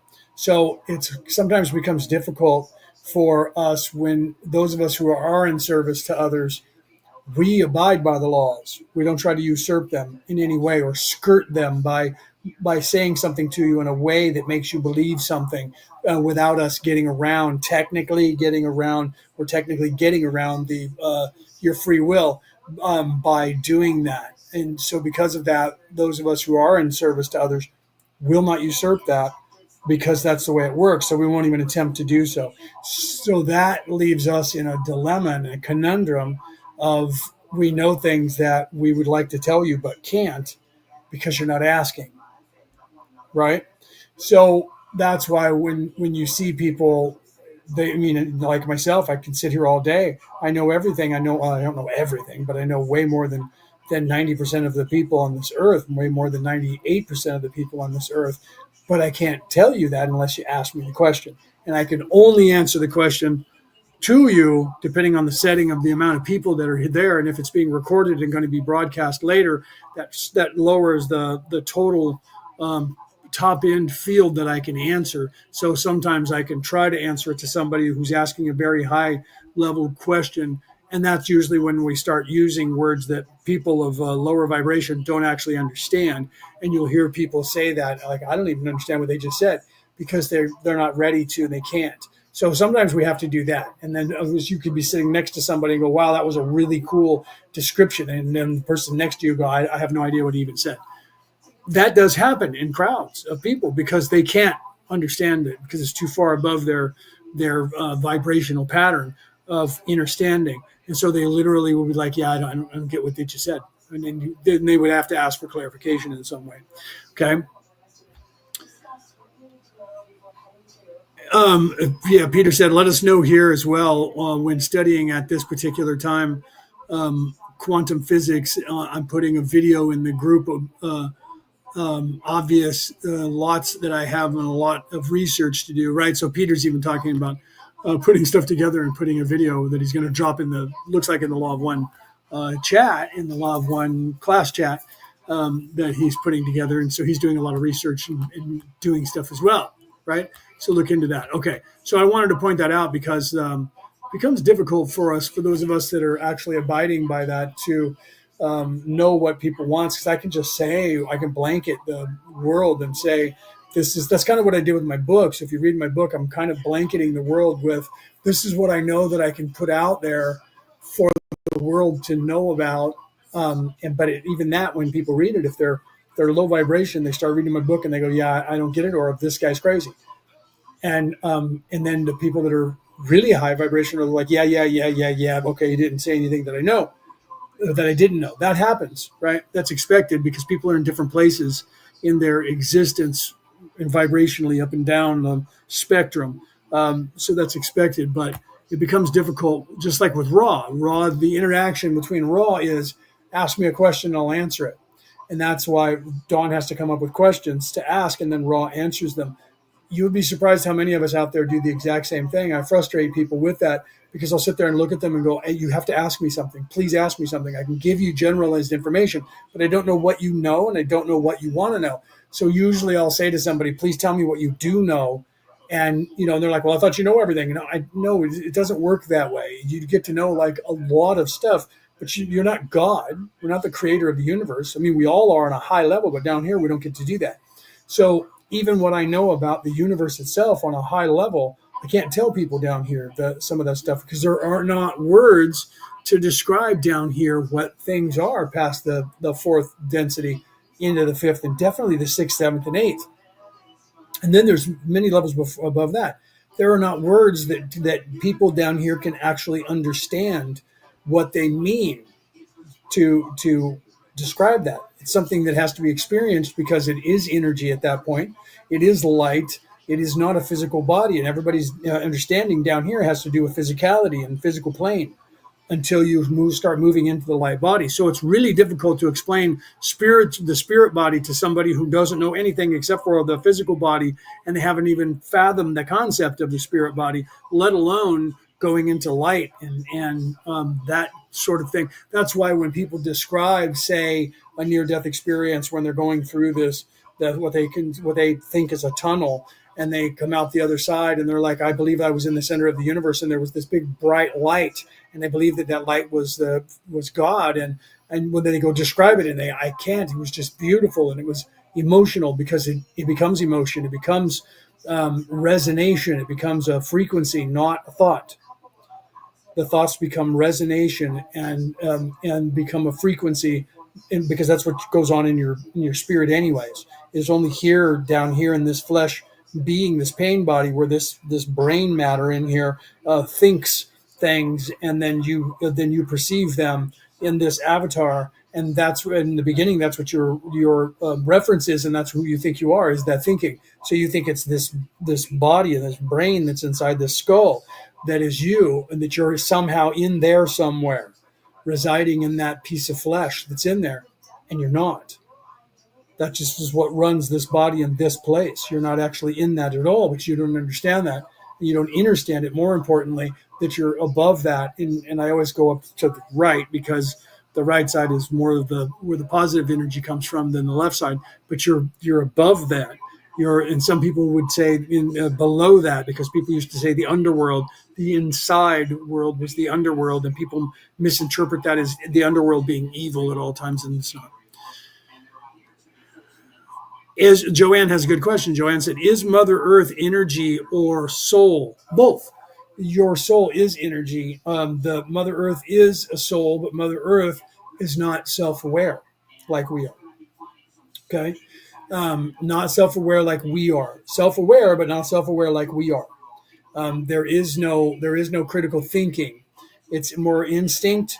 It's about the same as as like I don't know, maybe the air or the water, and all of this is part of the planet. So even we are a part of the planet, part of the energy field of the planet. So Gaia herself is feminine in nature, but the spirit is not. Just like I am masculine in nature because of my physical body, but my soul is neither. So the physicality of the earth is actually feminine, but the spirit of the earth is neither. So the earth has a soul, or is a higher being that is a soul, but is a first dimensional and second dimensional being that operates in a third dimensional realm. It's evolving itself. So it's becoming it's becoming self-aware when it transitions from the 3D to 4D, which it's doing now. It will then become self-aware, but not on a level that we can interact with it on a third dimensional level, because it evolves in a different way than we do as humans or animals do on this planet. So the planet will move into a higher realm and resonate, and eventually your beingness would be able to communicate with this earth in a spiritual way, but not until it reaches 5D going into 6D, and definitely by 7D and 8D. So the eighth dimensional beings that are on this earth are able to communicate with the earth. You can communicate with the earth now, and the earth can understand you, but you can't have a conversation like we're having, back and forth. It's all done through spirit, so you can get concepts of I love you and I'm helping you and we're not any danger to you, and relax, and those sort of things. And that's what we do to help the earth. But the earth isn't in there thinking, what the hell is going on with all these people on top of me, and I need to get rid of them because they're not supposed to be here, or they're doing pollution and I have to destroy them with whatever I can, volcanoes and hurricanes and fires and floods. That there's no agenda by the planet. The planet is just doing what it's doing. So it's truly almost on a higher level of consciousness, because it is on a higher level of consciousness than we are, but it's not as aware of who it is like we are. So because it has a job just like the sun, because everything is alive. I hope that answers your question. So it's both, really, because it is physical. It's like us. It's physical and existing in the physical plane, but we only exist in 3D with this body. But we exist in a place that is 1D, 2D, 3D, 4D. The earth is all of those things. All of those things are existing within and on the earth. Okay? So the earth is the mechanism of the matrix, where we are the agitator, or we are the actuator of the matrix. So there's a different function that's playing out here. But the earth will eventually evolve, just like a rock or a tree or a blade of grass. They also have a soul and are a soul. And there was a time when I was water. There was a time when I was a wolf. There was time when, then Cassie, if she's still here, she'll tell you she remembers being a rock on the ground for a long time. So everything that it has a soul in that respect, but only certain things down here in the physical transform into a human as part of the evolution. The planet itself isn't in that functional state to turn into a human. It doesn't revolve into that. It's going to evolve into a different level planetary body, and then eventually move into a spirit, an energy, and then that soul may decide to go down and reside as a first dimensional being and go through that process, or move into a higher plane of existence where it is a star, or it becomes a galaxy, or a galaxy, and then evolves into a universe and things like that before coming down here into a human form. But it may do that at some point as well, or it may go back and start as gas, and then eventually become a solid, and then eventually become a planet again or a star again, and go through that in that cycle. But they're kind of interchangeable. I hope that answers your question somewhat. Deborah, my sister Deborah Neal, welcome, welcome. How to understand Mother Gaia is quantum physics and the vibration of the frequencies of the number 9, right? Yeah, and then Peter's putting in the mathematical equation again, all of the plants. Yeah, and so truly, that is, it's kind of a concept. That's a great question, Joanne, that you asked. So the short answer is both, both a soul and energy. That's the short answer, but the long answer was, as you heard, it is interactive. You can interact with. I do all the time when I'm not in my body, when I'm not sleeping. I'm usually not 100%, because sometimes I'm up in the council, talking in the council and working with people there, and sometimes pulling people out of body. Like I had Brooke up there last night, the night before, where she was working on some stuff, and I was there assisting her with that. I've done that with other people as well. But a lot of times I'm up there talking to the council and talking as a council member, in talking to the other councils that are there. Not always, but sometimes. But then other times I'm within the earth, and some of you have those memories as well. I know that Cassie does, because we've talked about it. I know that Brooke does, because we've talked about it. I know that Peter does, because we've talked about it. Being in the earth and moving the ley lines of the earth, and healing the earth and putting the ley lines back to assist the planet as it's wobbling now, because it had flipped over on its axis because of evil men doing evil things to the planet back thousands and thousands of years ago, when they cracked all of the crystals, all the crystalline structures on the earth. That's why it's rare that you'll find a crystal out of the earth that doesn't have cracks in it, because they almost destroyed the planet. They were playing with the Atlanteans, the evil people in the Atlanteans. That's what caused their civil war, by the way. The evil people and the Atlantean persons that were here were messing with stuff they shouldn't have messed with, and they stopped the Earth's rotation, and the mantle on the Earth continued with inertia moving, and that caused the Earth to flip over on its axis. And then they restarted the Earth, and that flipped it back up on its axis. So it literally was a 24 hours cycle where it flipped over and flipped back over, and it destroyed a lot of people on the earth and caused the flood that were it rained 40 days and 40 nights, and the sea water, the level of the ocean, rose more than 500 feet in 40 days. So all of the coastlines of the earth were flooded, and all of the cities that were on the coastline, which, let's be serious, if you look around the globe right now, most of the cities of every country are on the coastline. And then the cities are smaller as you go inland to every country, just like the United States. So if the sea level rose 500 feet right now in the next 40 days on our world, we would lose probably 3/4 of all cities around the world, because they're all on the coastlines. So that happened to the earth when that happened, and then that caused a civil war within the Atlantean people, and the people in service to others.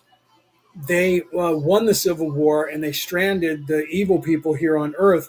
Those are the Luciferians, who followed Lucifer, who was a general in charge of the evil army that was trying to do what they were playing around with, and screwed everything up. And they were stranded here by the other people, who then left the earth and left them here to fend for themselves on Earth. And they've been stuck here ever since. And the people that are still currently here are descendants of them that call themselves the Illuminati and the Bilderbergers and all of them. And they claim they have special superiority of mind, and their skulls are now the same size, and their brain is now the same size, and their intellect is now the same size because they had to breed with humans over the course of the last 70,000 years, especially the last 12,000 years. And because of that, they bred out their own DNA because they weren't actually the strongest DNA. The human species that was here, that is currently here, is a stronger DNA strand, and they actually bred out those people's DNA mostly. But they won't tell you what that DNA strand is for you to find in the genome. Okay, so yeah, Joanne said, yeah, 100%. I was called to help the Earth from dropping out of the universe a few years back. Wow, and I now know that I am in the right place. Yes, so literally, there's those of us that are here that are awake enough and that we're assisting the Earth, keeping her calm and healing her, and we're moving the grid lines back to where they were supposed to be, and that's tilting the Earth back upright to become dead center at 0 point again. And scientists now are aware that the moon is moving away from us at the exact rate of speed that the Earth is actually righting itself, and that they're saying, scientists, so not fringe people, not crazies like myself, scientists are saying that when the Earth gets back up to 0 point, we actually won't need the moon to drive our ecosystem anymore. And weirdly, the moon is moving away from us at the exact rate of speed to be just outside of that distance when we no longer need the moon's pull on the Earth. And it's going to change the face of the Earth because we will have seasons, but they won't be seasons everywhere the way they are now. The seasons will be driven by the time of year that we're up or below the Earth or the sun, which like now we're shifting. So the northern hemisphere is getting brighter because we're going below the sun. So everybody in the north has longer days, and everyone in the south is further away from the sun, so they're having shorter days. So that will change, but the seasons themselves will, because we're also slightly tilted towards the sun, that the seasons will be more acclimatized by the elevation from the equator going north and south. The further north and south you go, the colder it gets. And then the closer to the equator, like it is kind of now, only it'll be more accentuated. So you won't have a lot of excess rain in some places or excess snow in some places because it'll be a little bit further north. But the further up north you go, the more you're going to have snow anyway. So that's the way it is now. It's already starting to acclimatize to that now. People just aren't aware of that. But the tides won't have to shift the way they're shifting, and they won't be as drawn out. Like I was down in the San Diego harbor on my yacht back 8 years ago when I was living there before I came up here to take care of my mom. And the harbor in San Diego that I was in would literally be more than about 30 feet high. And then it would, and so in the morning it would be 30 feet high. And then by afternoon, the tide would go out, or the other way around. The tide would come in. I don't remember exactly which way it happened. I think the tide went out, right? And then we went down because the tide comes in Australia in the evening. And then so the tide would go out in the daytime because the moon would draw it away from us. The tide would go out and we would be down 30 feet, and I would be looking up at this wall from my yacht. I would have to get up and walk up the part of the bridge. That there was a bridge that you would walk up to get up to land. And when the tide came in, that bridge would just collapse, and it would just be longer, sticking out almost straight. And you would walk over there, and you would walk up a less of an angle up this long bridge that would stick way out, and it would retract as the docks came up. And then when the tide went out, that bridge would be longer, and it would be tilted like stairs to go up. You'd have to hold on and climb up it. So that same thing happens over in everywhere in the world. And I know Australia because like Brooke would have been down on the beach and said, look how far out the tide is.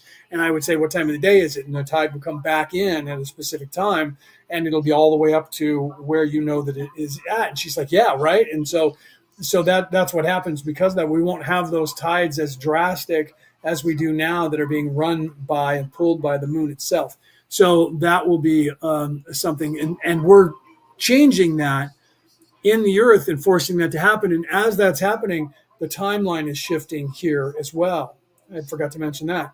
So I did in the early on, but the timeline is shifting here because the past, present, and future have been affected by the timeline, because everything is connected in a way that I don't know that I can describe to you here live on the air today.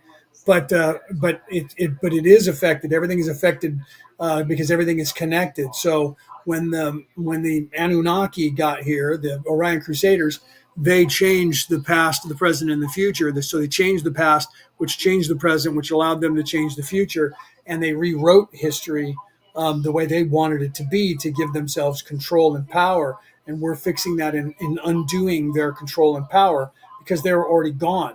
They ran away when the Patal got here. When we got here, they ran from us, and they were on their way to the center of this Milky Way galaxy, conquering places. And they don't stay and fight. They just conquer, and they keep going. They rape all planets that they get to, and take all their resources and continue fighting. Fueling their war machine to continue conquering other people. And they leave a small contingent behind, and most of the time, people like the Patal, like us, come here and we defeat them, and then we put things back in order, and then we follow along and go to island hop, fixing things behind them. So they're the virus that infects the body of galaxies, and we're the immune system of the galaxies, charged by the creator of the universe to do the job that we do. So we go around defeating them and putting things back and healing the bodies. And that's what we're doing here. And a lot of people from higher planes have volunteered to come here and to come down to these planes and actually help out as well, to assist the Patal and other groups like us that have come here to work on these things and do these things. I don't know if that is helping you guys at all or not. Yeah, they do change, Denise. That's why I take off my glasses, so that you guys can see them go from one color to another when I'm channeling different information. Denise asked the question, did Leo's eyes get darker, or is it just me? They do change depending on what it is that I'm channeling and who I'm channeling, and what the information is that I am channeling. Yes, they do. Peter GV from South Africa, if he were here, he would tell you that he's been observing that in me. That is why I look at the camera when I talk, and that is why I take my glasses off and turn the camera on, because people who have that ability can then see the eye color in me change depending on who it is that I'm channeling at the time, whether I'm channeling my higher self or one of my past lives, or if I'm reading from the Akashic records, my eye color does actually change. And anyone who does that changes. That's why I get a little bothered by people who channel people and don't look at you, don't have their eyes open. And then I have to listen to what they're saying to see if they're telling you the truth, or if they're not. Like the guy who channels Bashir, which I'm not disputing. I like him. I like Bashir. I know Bashir. So I also know that what he's saying is accurate. But when I first heard of him, I saw him, and my very first instinct was, he's hiding his eyes. I can't see his eyes. He's not letting me, because I have that sight. He's not letting me see him. And then I had to listen to what he was saying, listen to his voice, listen to what he was saying. And I was like, okay, so he's authentic. He's just one of those people that doesn't show you his eyes, which is rare when channeling. It's rare for someone not to. So in the time that I met Mary, Holy Mary, Jesus' mother, I knew that it was Jesus' mother because I recognized her in there. She recognized me as well and came over and talked to me. I've told that story, but I only have two people that I know of that could tell that story, that were there that day. One being my first wife, who right now is not talking to me so far as I know, because she found out that I am in fact together with Brooke, and that we are planning to be together and get married and be together. So because of that, she's a little upset with me right now. So she wouldn't tell that story. And then the priestess, who was my Reiki master teacher at the time, who I'm not currently speaking to and haven't spoken to since 2016. So neither one of those people could actually verify that story. But yeah, and it was a woman that I had never met who came in to channel Mary, Holy Mary, Jesus' mother. And she came in, and I saw her walk in, knew that she was going to be the channel.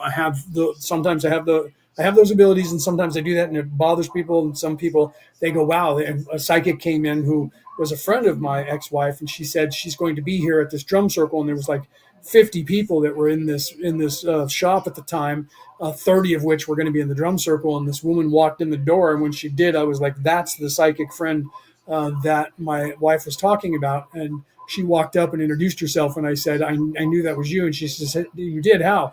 I said, "She told me that you were going to be here, but," and then she was there off shopping, my ex-wife. And I said, "But she didn't tell me what you looked like, but I was just kind of looking around, and when you walked in the door, I looked up and I knew that it was you." And she said, "Are you? Do you have abilities?" I said, "Yeah, I do." And she said, "Very instinctive." "Yes." And so then she told my wife, and he saw me and realized that it was me. And she's like, "Yeah, he does that." Right. So the woman came in and went into one of the bedrooms and was preparing, getting into a trance and getting Holy Mary in her. And then she walked out, and I was looking at her, and I was very curious about that. There was a whole bunch of us there. And she walked out and turned and was looking at the crowd. And when she saw me, she immediately started walking towards me, beelined towards me. And she came over and she said, "Wow, how are you doing?" And I put out my hand, and she grabbed my hand, and she said, "I didn't expect to see you here." And I said, "Yeah, I didn't know that it was going to be you." And she said, "It does me good to see you." I said, "It does me good to see you." She said, "What are you doing here?" I said, "I'm working." And she said, "Good." And so we had this conversation, and my then wife was looking at me like, "Do you know this person?" And everybody else was like, "What the hell is going on? This is not what we expected to happen." And we had a conversation while everybody was listening into our conversation. She recognized me, knew who I was, and I recognized her, and I knew that it was really Mary in there that was talking. And then she said, "Oh, I'm supposed to be talking here, aren't I?" And yeah, and she said, "I better get to work." And I said, "Yeah, you should." And she said, "It's good to see you. I'll see you after." And I said, "Okay." And she went and sat down, and I didn't ask her any questions or anything from that point on. And my wife said, "Do you know her?" I said, "I've never seen that woman before in my life, but the soul that is in there right now is Jesus' mother." And she's like, "And how does she know you?" I'm like, "It's a conversation for another time," which we never ended up having. So, yeah. Joanne said, "You've explained a lot of what I saw during my ascension, Leonard. That's just amazing." See, so thank you for that. Thank you for that, Joanne. So, yeah, Penny said, "My eyes also change colors when I'm channeling." Most people's do, especially if they're legitimate and they're actually channeling. Their eye color will change. There's other subtle things that we don't talk about out loud that some of us look for that occur as well. The eye color changing is something you can't fake. You have to do that on camera with special effects. You can't fake it, even live. So that does happen, and it happens quickly when you're doing that. One time I was asleep, and I was out of body while I was asleep, and I knew that. And something happened. I think it was my friend. I was sleeping on a couch in a bedroom, and one of my buddies was sleeping on the bed there, and I was sleeping on the couch, and the other guy was I think he was sleeping on the floor, and he woke up and he went to wake me up, so I got yanked back in body really quickly. And when I opened up my eyes and looked at them, they were almost white. The color of my eyes were so ice blue, they were almost white. And he looked at me and he was like, "Whoa, bro, what is going on?" And I was like, "What?" Because to me, I was out of body, and I knew I was out of body. And then all of a sudden it was quickly get back in body because somebody is actually going, "Hey, wake up, bro." And so I jumped and I looked at him, and when I opened my eyes, they were almost as wide as as the whites of my eyes. And he was like, "What is going on, bro? Come here, quick, come into the bathroom. You have to see this." And I went with him in the bathroom. When I looked in the mirror, I saw my eye color, and they were almost white. And because I saw that, I actually looked at myself in the mirror, and the color filled in instantly back to the green, the hazel color of my eyes while he was looking at me in the mirror. And he was like, "What the hell, dude?" And he was like, "What was that?" And I was like, "Ah, it was crazy, huh?" And I didn't say anything to him because I was 16 years old at the time.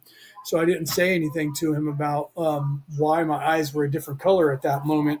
I just went, "That was weird, dude." And then our other buddy woke up and was like, "What?" And he goes, "Come here, quick." And he came in and he says, "You're missing it now." His eyes were just white. And he was like, "No, they weren't." And I was like, "Yeah, they were." But I looked in the mirror and I was able to change them by focusing on the here and now at the time. and they went from being almost white to just, hazel. Literally just, they didn't just go blink. They literally just filled in. The color just appeared there. It was like as if there was a sphincter that just moved, and the other eye color was there. Right, there's Brooke again. Hi, Brooke. Hi, baby girl. There's my most beautiful love of my life right there that just popped back in to say hello. She didn't say anything. She just hit enter, so I saw her name pop up. I don't know if you meant to say that anything or not, Brooke, but hi. So yeah, Joanne. So literally, that's one of the things where validation. Getting back to what you had said, where I had just described everything that you saw. I don't know the exact quote that you said here. Let me go back and find it right. So wait a minute. Let's see. You had also made a comment here, didn't you? Let me go and find that. Okay. So you said, well, yeah, 100%. I recall. I was called to help the earth, right? And so that's good that you were doing that. Then I've explained, you've explained a lot of what I saw during my ascension. Thank you for that. So that's validation for you. That how could I have known that unless that was information that was universal, right? So that's why I wanted to go back and point that out. And then you said, I've been told that my eyes go gray when I'm channeling the angels and watching the replay. I've seen it in myself. Yeah, when you're channeling certain energies, my eyes will go gray as well. And if I'm channeling my higher self, they go gray, and that's that color that's almost white. They turn gray, and if I'm channeling the Akashic record, they turn a little bit darker. They turn more of a green color, and that's what Penny was picking up. I think it was Penny. No, it was Denise that picked that up because I was actually speaking from the Akashic record. But when I'm channeling myself up there, they go a more of a gray color. So when you're channeling angels and guides from up there, they will turn a gray color. That's one of the people who have that sight and they can see that and recognize that, they're going to trust you more because you can't fake it. So people they can't do that. They can't fake that unless they do special effects, and special effects still don't do it the right way. So people that have the ability to see the difference in someone when they're doing that, and the eye color does change, there's also a blinking thing that happens too that I'm not going to get into. That is a telltale as well when people are channeling their higher self. So yeah, so that's something that you have to. Hi, baby. She said. Brooke said, "Hello, my love. I love you so much, baby.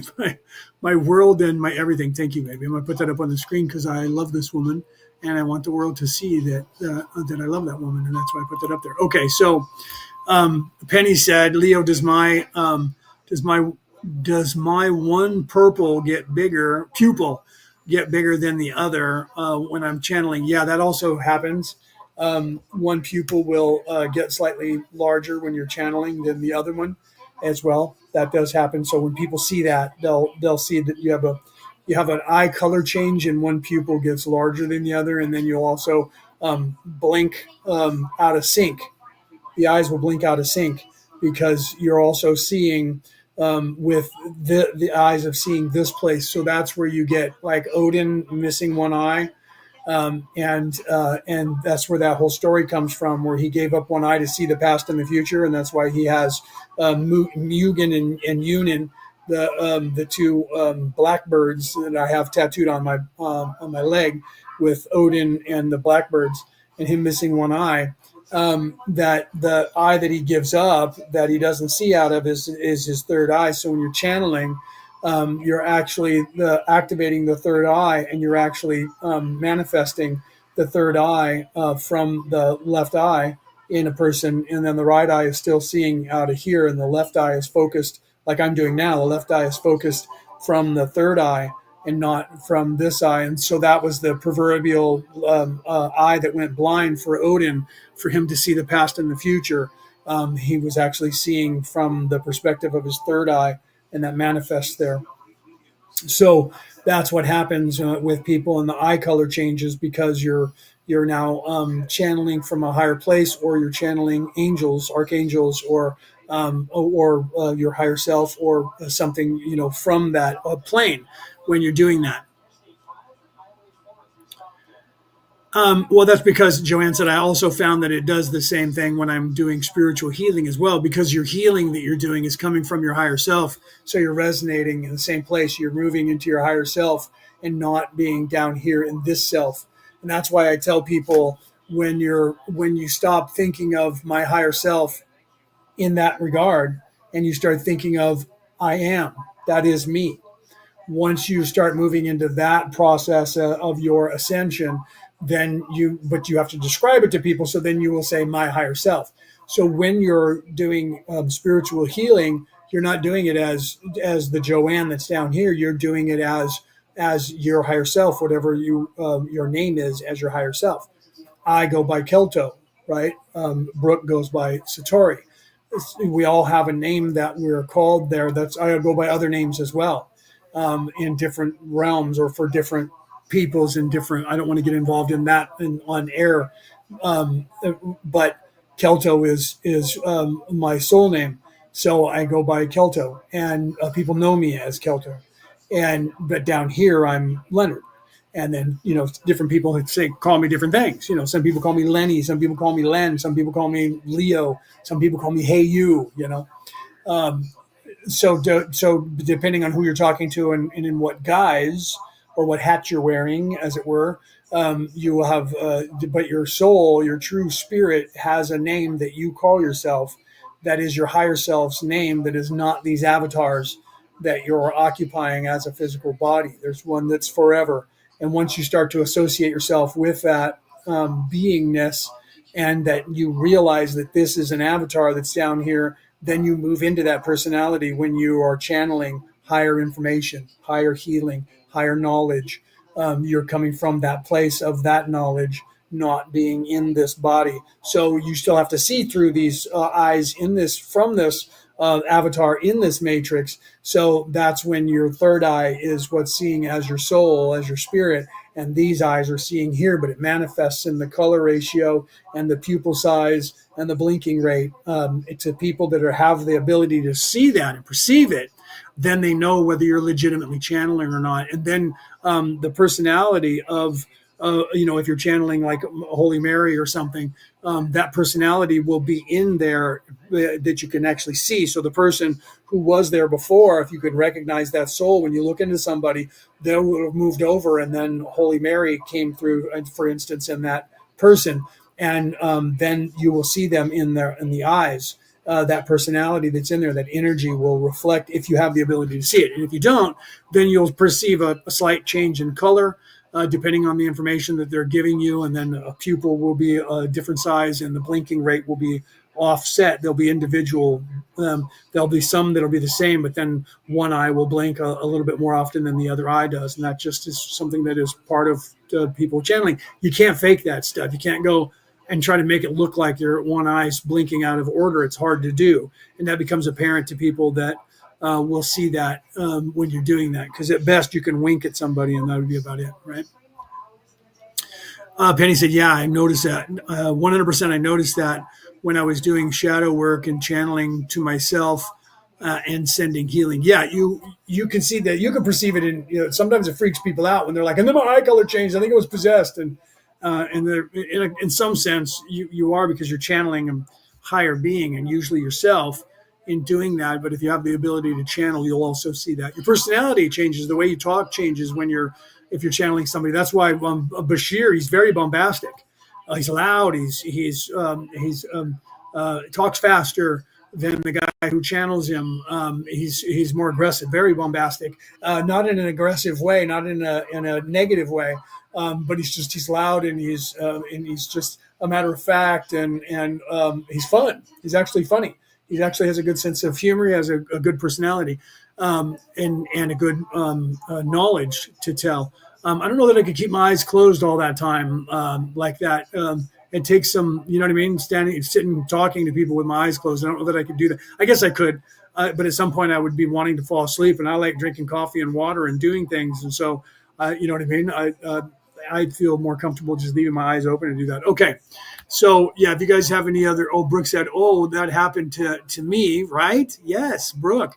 I forgot to mention that. So let me get back to her. Brooke said that happened to me. That happened to me for years, and I didn't know what. One pupil was small and the other one was double the size. It makes sense now. Yeah, when you're doing that, it does change, and it's always the same pupil that gets a little bit larger. Some people would tell you that if you're anorexic, they'll say that somebody who's anorexic, well, one pupil's larger than the other, and it's because they're anorexic. That does happen to people that are anorexic, by the way. But people that are not anorexic and they still have that same thing happening, they either had a stroke or they're channeling somebody. And if the eye color changes as well, then it's not that. So people will love to, anyone who wants to like poo-poo something, they'll be like, yeah, no, that's just like the ringing in the ears. If you have the tones in your ears, then they're like, no, if you have the tones in your ears, your blood pressure is too high, and that's why that's happening. I have that because I have hearing damage. I have damage done to my ears to where I hear a tone 24 hours a day. Sometimes it's louder than others. Sometimes it's really loud, and other times it's not. And that's from explosions, percussions, loud noises near my ears when I was younger, from different events and things that I had done in the past. So because of that, I have damage done there, and I have hearing loss in this ear as well. This one's a little bit better, but they're both in a weird way. Like my eyes are in a weird way. One sees up close better than the other one, and the one that sees up close better than this one sees up close better than this one does, but this one sees a distance better than this one does. So they're both opposite, almost like Odin, where one sees further away than the other one, but the one that sees closer sees it better close than this one who sees further away. So my eyes have gotten weird that way. So my glasses that are prescription are designed for me to see that. These are prescription reading glasses. And so this is the perfect distance for me to read what's going on there. When I do this eye is blurry. If I do this, I can read what's there. And if I back up to here, I can read it perfectly. But this eye right here, I can't see it at all. And it just gets worse. This is the eye that sees the distance really good, right? But if I put these on, I can read perfectly at this distance. So this is designed for this eye to read better. And I can't see distance with these glasses. I have to take them off because these are reading glasses, right? Prescription reading glasses. Anyway, so... Right, yeah, Brooke has to go. She was just on a tea break, apparently. She said, all right, I have to go. I love you all. Bye, my love. Bye, baby. She's probably already gone. So you should pay attention to people who claim that they are channeling people and watch their eyes, because if their eyes don't change in any way, then it's the person, right? Because you can't fake that. They would have to put in eye drops or put in contact lenses, right? So if they're doing something live and they're not, and you know that they're live, especially if you're in the room with them, right? That's one of the reasons why I make sure that you guys get to see my eyes when I'm talking, because I want you guys to see that color change. Even if you don't perceive it, you're picking up on it. So it's getting into your mind through osmosis. That's why I'm always taking these out, because there's a glare. When I do this, you can see the computer screen glaring on my glasses, and that's hindering you from seeing my eyes. So and that's why I also look at the camera and sometimes move closer like this when I'm talking, because I want you guys to be able to perceive the changes in my eyes. Okay, and so yeah, Cassie, same. For a few times, my eyes have been shut by whoever. Wait, my eyes have been shut. Is that what you're saying? Yeah, my eyes have been shut by whoever, and I'm channeling, and I couldn't open them until I was done. See, so some people that come through, I've never had that because I don't channel anybody besides either past lives of who I was in a past life, or I channel my higher self. I don't channel other entities that are coming through. But some people, like Cassie said, some people actually will close their eyes, and you can't open them until you're done channeling the person. And Bashir's one of those entities that closes their eyes, and it's not because they're trying to get over on people. Some people do that because they're trying to get over on people. But if you listen to a person who's channeling someone, this is why the homework last week, and this is why the Zoom call on Wednesday. I wanted you guys to become aware of that. Listen to the verbiage that a person is using, how they're speaking to you, not just what they're saying to you, but what they're saying and how they're saying it to you. Because there's certain words and certain attitudes that persons who are in service to self are going to speak like, because they are self-serving. They're not going to sound. They can only sound the way people who are in service to others can sound for a short period of time, because they're wasting their time and they know it, and they have to get to their agenda. and their agenda is self-serving, and therefore the words that they choose will become self-serving in some manner. And that's what I was pointing out with that guy, Craig Leo Raw. And I'm not afraid to say his name again because he's probably talking smack about me. I don't know if he is or not. But however, his words, if you go back and listen to his words, are only spoken by self-serving people, the way he said things. Right. And I pointed those out on that live, that only self-serving people speak like that. People who are in service to others never fathom that concept to talk that way. And the most obvious, and this is how I describe it to people, is all the people in Wicca and Druidism, their motto is do what thou wilt, but harm none. Do what thou wilt, but harm none. Or do what thou wilt and harm none. All the people that are in service to self, Satanists, Luciferians, or anybody who is self-serving, they always say, do what thou wilt. Do you see? Not and harm none. They don't care about that because they're self-serving. They are in love with themselves. So when you hear them speak and they start talking like that, like for instance, that guy when he was talking said that evil equates to someone who usurps free will, and that's it. And so that in and of itself is a self-serving process, is a self-serving verbiage. Someone who is in service to others would never make a concession. Only self-serving people are going, evil is just usurping free will, not adhering to free will.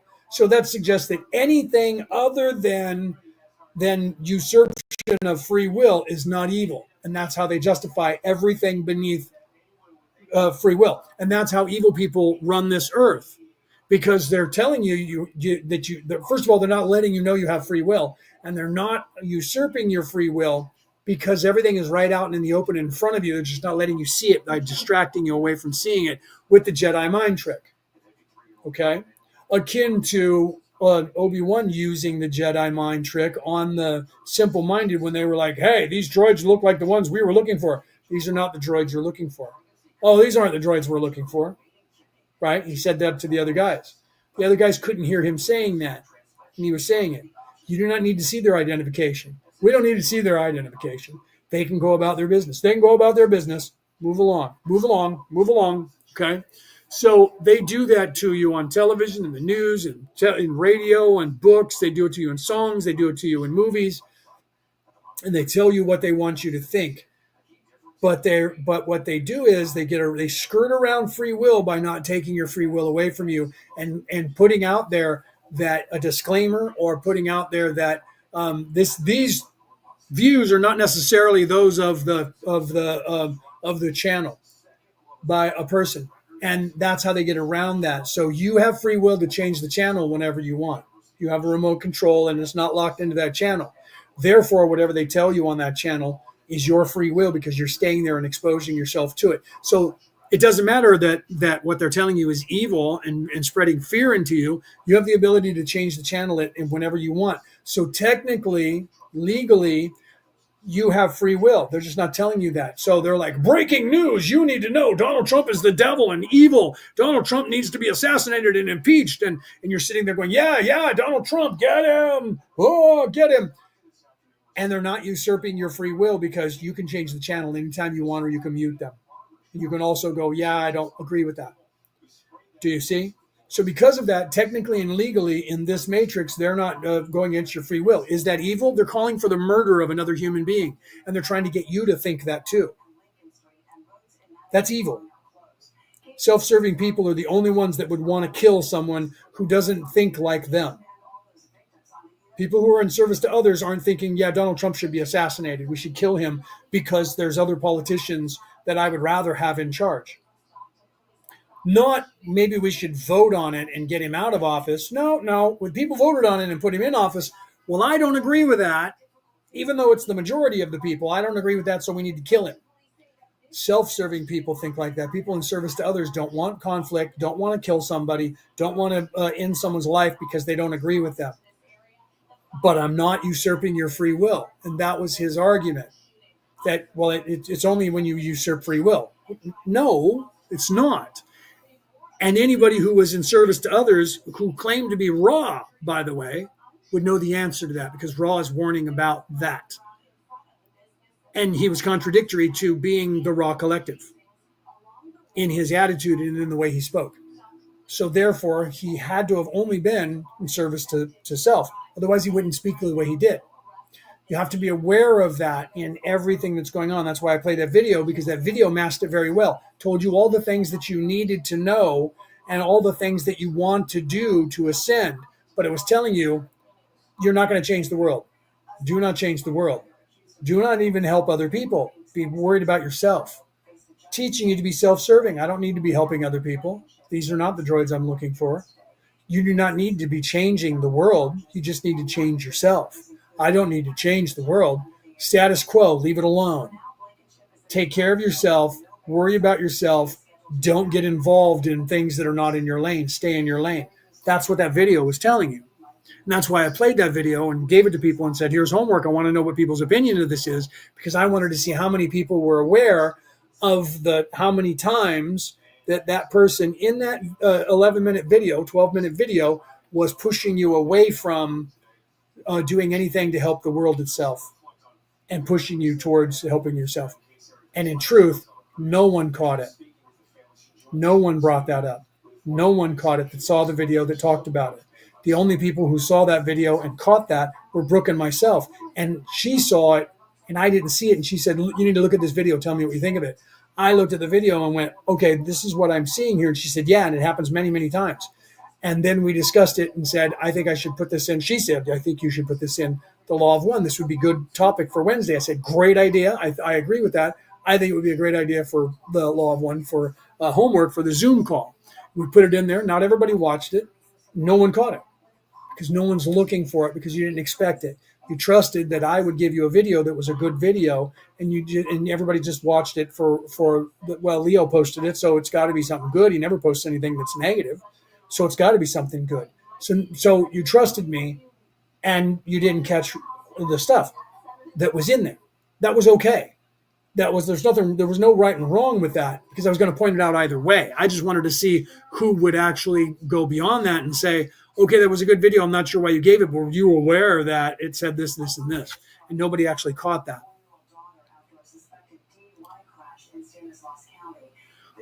Yeah, I don't know if Chandra is still here or not, right?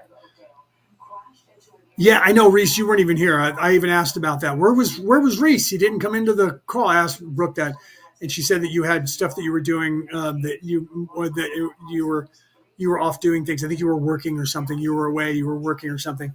And I said, "Oh, that sucks," because Reese probably would have picked up on it, because you're very in tune that way. You probably would have been the one that would have picked up on it.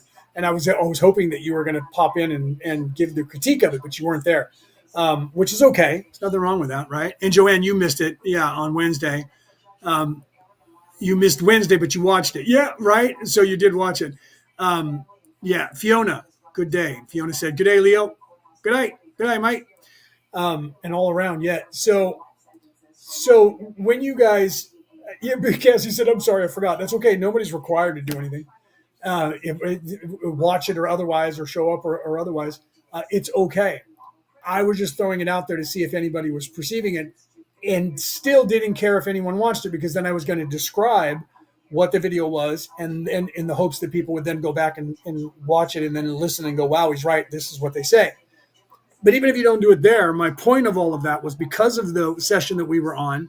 That's why we went on the session and started, and moving forward to now, because of the session that we're on in the Law of One, and then I'll get back to playing the Law of One, I wanted to make you guys aware of what's happening, because evil people are trying to make money off of doing what we're doing, who are in service to others, by pretending they're in service to others. That particular video was made by AI.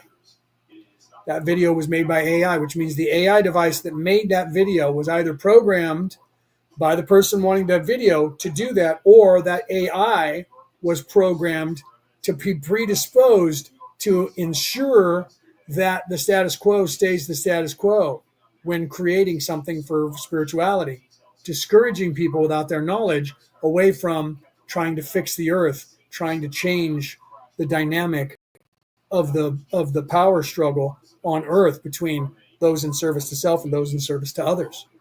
You're not going to change the world. You don't want to change the world. You just want to change yourself. You don't want to have to worry about helping others. You need to focus on yourself and have self-care.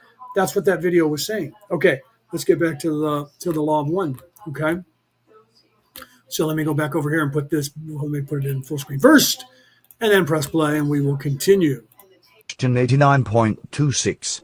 Questioner: all right, I'll have to do that. Ra stated that a major breakthrough was made when proper emphasis was put on Arcanum 22. This didn't happen until Ra had completed third density. I assume from this that Ra, being polarized positively, probably had some of the same difficulty that occurred prior to the veil in that the negative polarity was not appreciated. That's a guess. Is this correct? Answer: I am Ra. In one way it is precisely correct. Our harvest was overwhelmingly positive and our appreciation of those which were negative was relatively uninformed. However, we were intending to suggest that in the use of the system known to you as the Tarot for advancing the spiritual evolution of the self, a proper understanding, if we may use this misnomer, of Archetype 22 is greatly helpful in sharpening the basic view of the significator of mind, body, and spirit, and, further, throws into starker relief the transformation and great way of mind, body, and spirit complexes.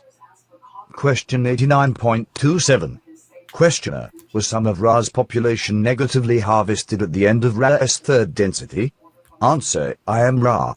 We had no negative harvest as such, although there had been two entities which had harvested themselves during the third density in the negative or service to self path.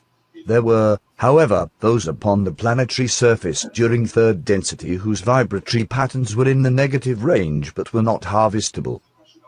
Question 89. All right, hold on. Let me pause that and we'll come back to that, right? So Joanne said, if I remember correctly, we are living our future. It exists within us. And then you put how interesting. Were you saying AI? How interesting? So I'm not sure what you meant with that last part of that when you said how interesting, but yeah, everything is happening all at once, and that's the part that's confusing when you start to remember your past lives, because people always focus on their past lives and not their future lives, which is really odd. I always find that odd that nobody looks into the future and sees who they're going to be. Everybody wants to know who they were already, so that comes into your expansion of your consciousness faster, but you're actually living all the past, the present, and the future all at once. You're fractured between all of those beings that you were in every past life, and for every past life you have a life in the future as well. But that doesn't necessarily mean that 100%. It would if you were in the middle of a 77-year, 1,000-year cycle. Since we are coming to the end of this cycle, only the people that are indigenous to here or want to stay in fourth density here will stay here. Other people will, when they end their lives, when it ends, however it ends, will end up leaving. So the population of the Earth may or may not be a large population the way that it is, but it actually is. It's going to be somewhere around 12 billion people in 4D. So right now we're at 9 billion people on the Earth. Or 8 billion people. I'm sorry, I'm already getting ahead of myself. 8 billion people on the Earth, and so we have 4 billion more to go, and eventually that's going to be the population of the fourth dimensional, fourth density population of Earth when Earth transitions into 4D. So more and more people are going to be apparently here, and I don't mean that the way it sounds. Not apparently there's going to be that many people, because there is going to be that many people. But there's going to be that many people apparent to the population that is here in that reality.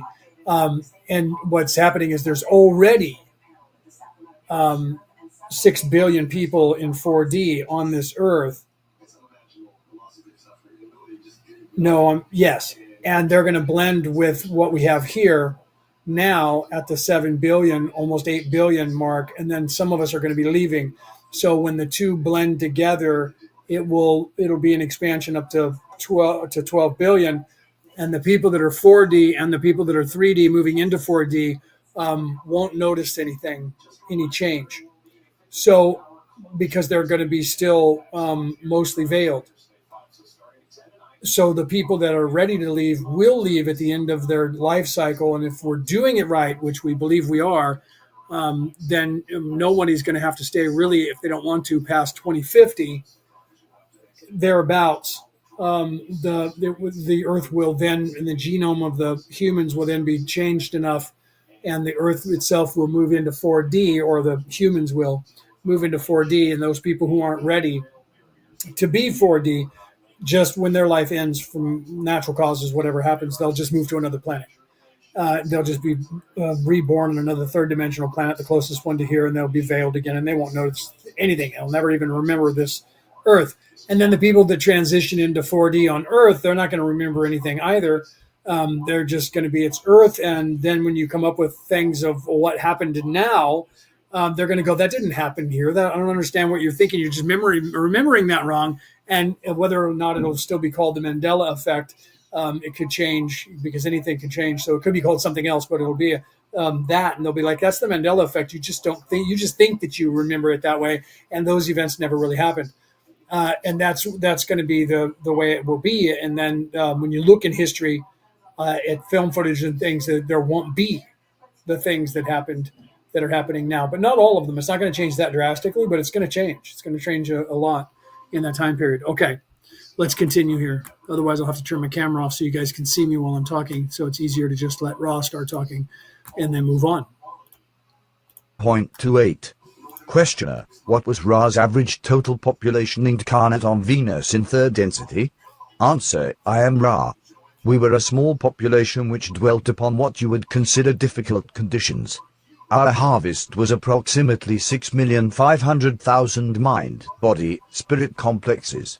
There were approximately 32 million mind, body, spirit complexes repeating third density elsewhere.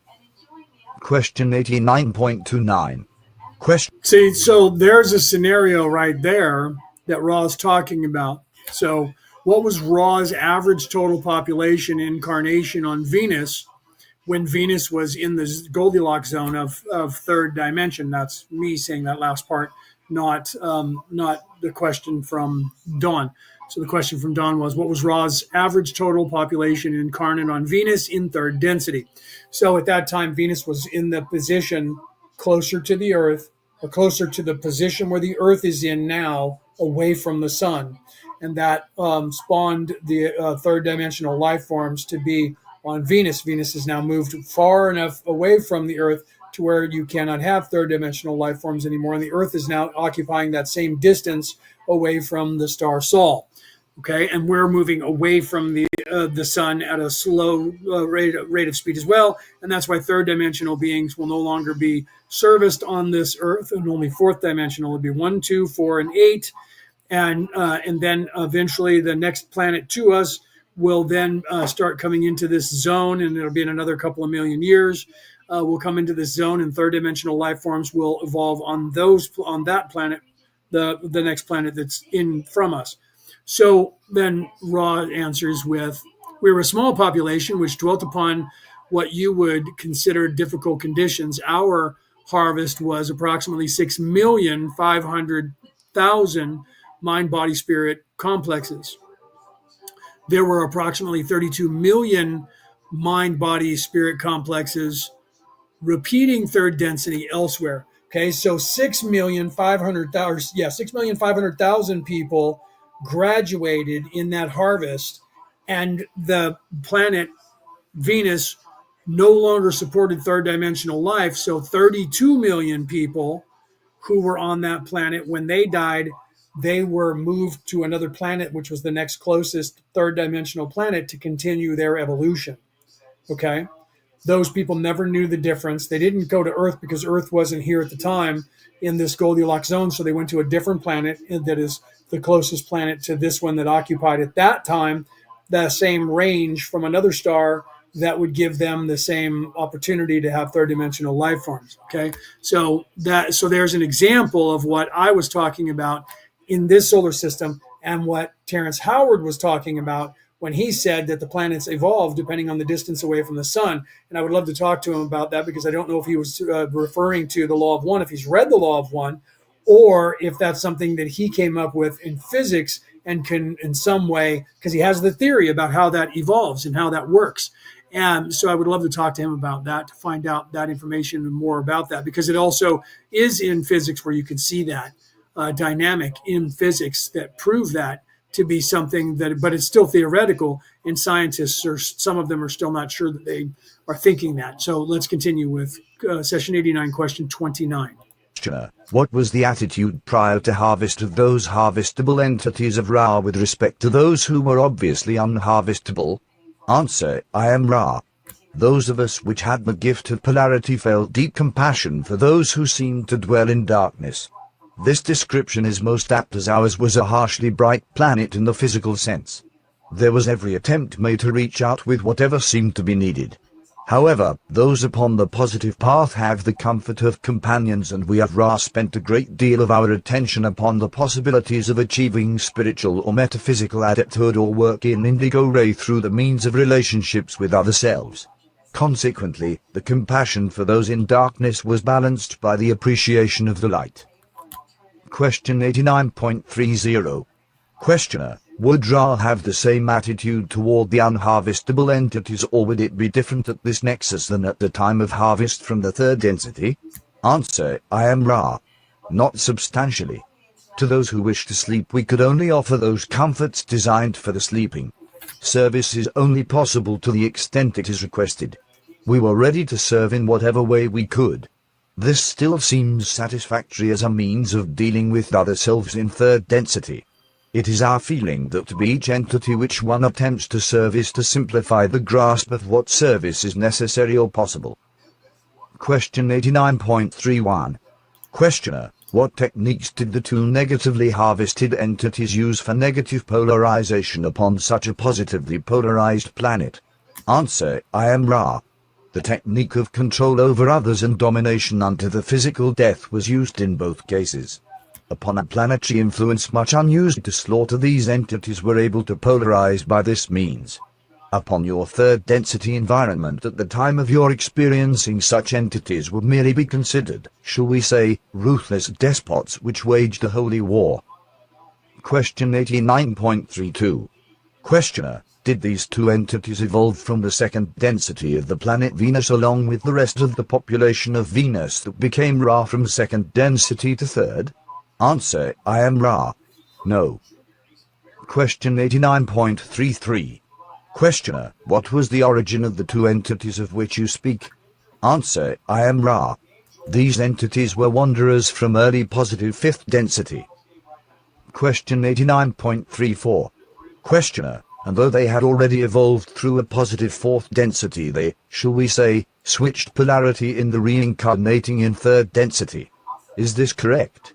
Answer: I am Ra. This is correct. Question 89.35. Questioner: what was the catalyst for their change? Answer: I am Ra. In our peoples there was what may be considered, from the viewpoint of wisdom, an overabundance of love. These entities looked at those still in darkness and saw that those of a neutral or somewhat negative viewpoint found such harmony, shall we say, sickening.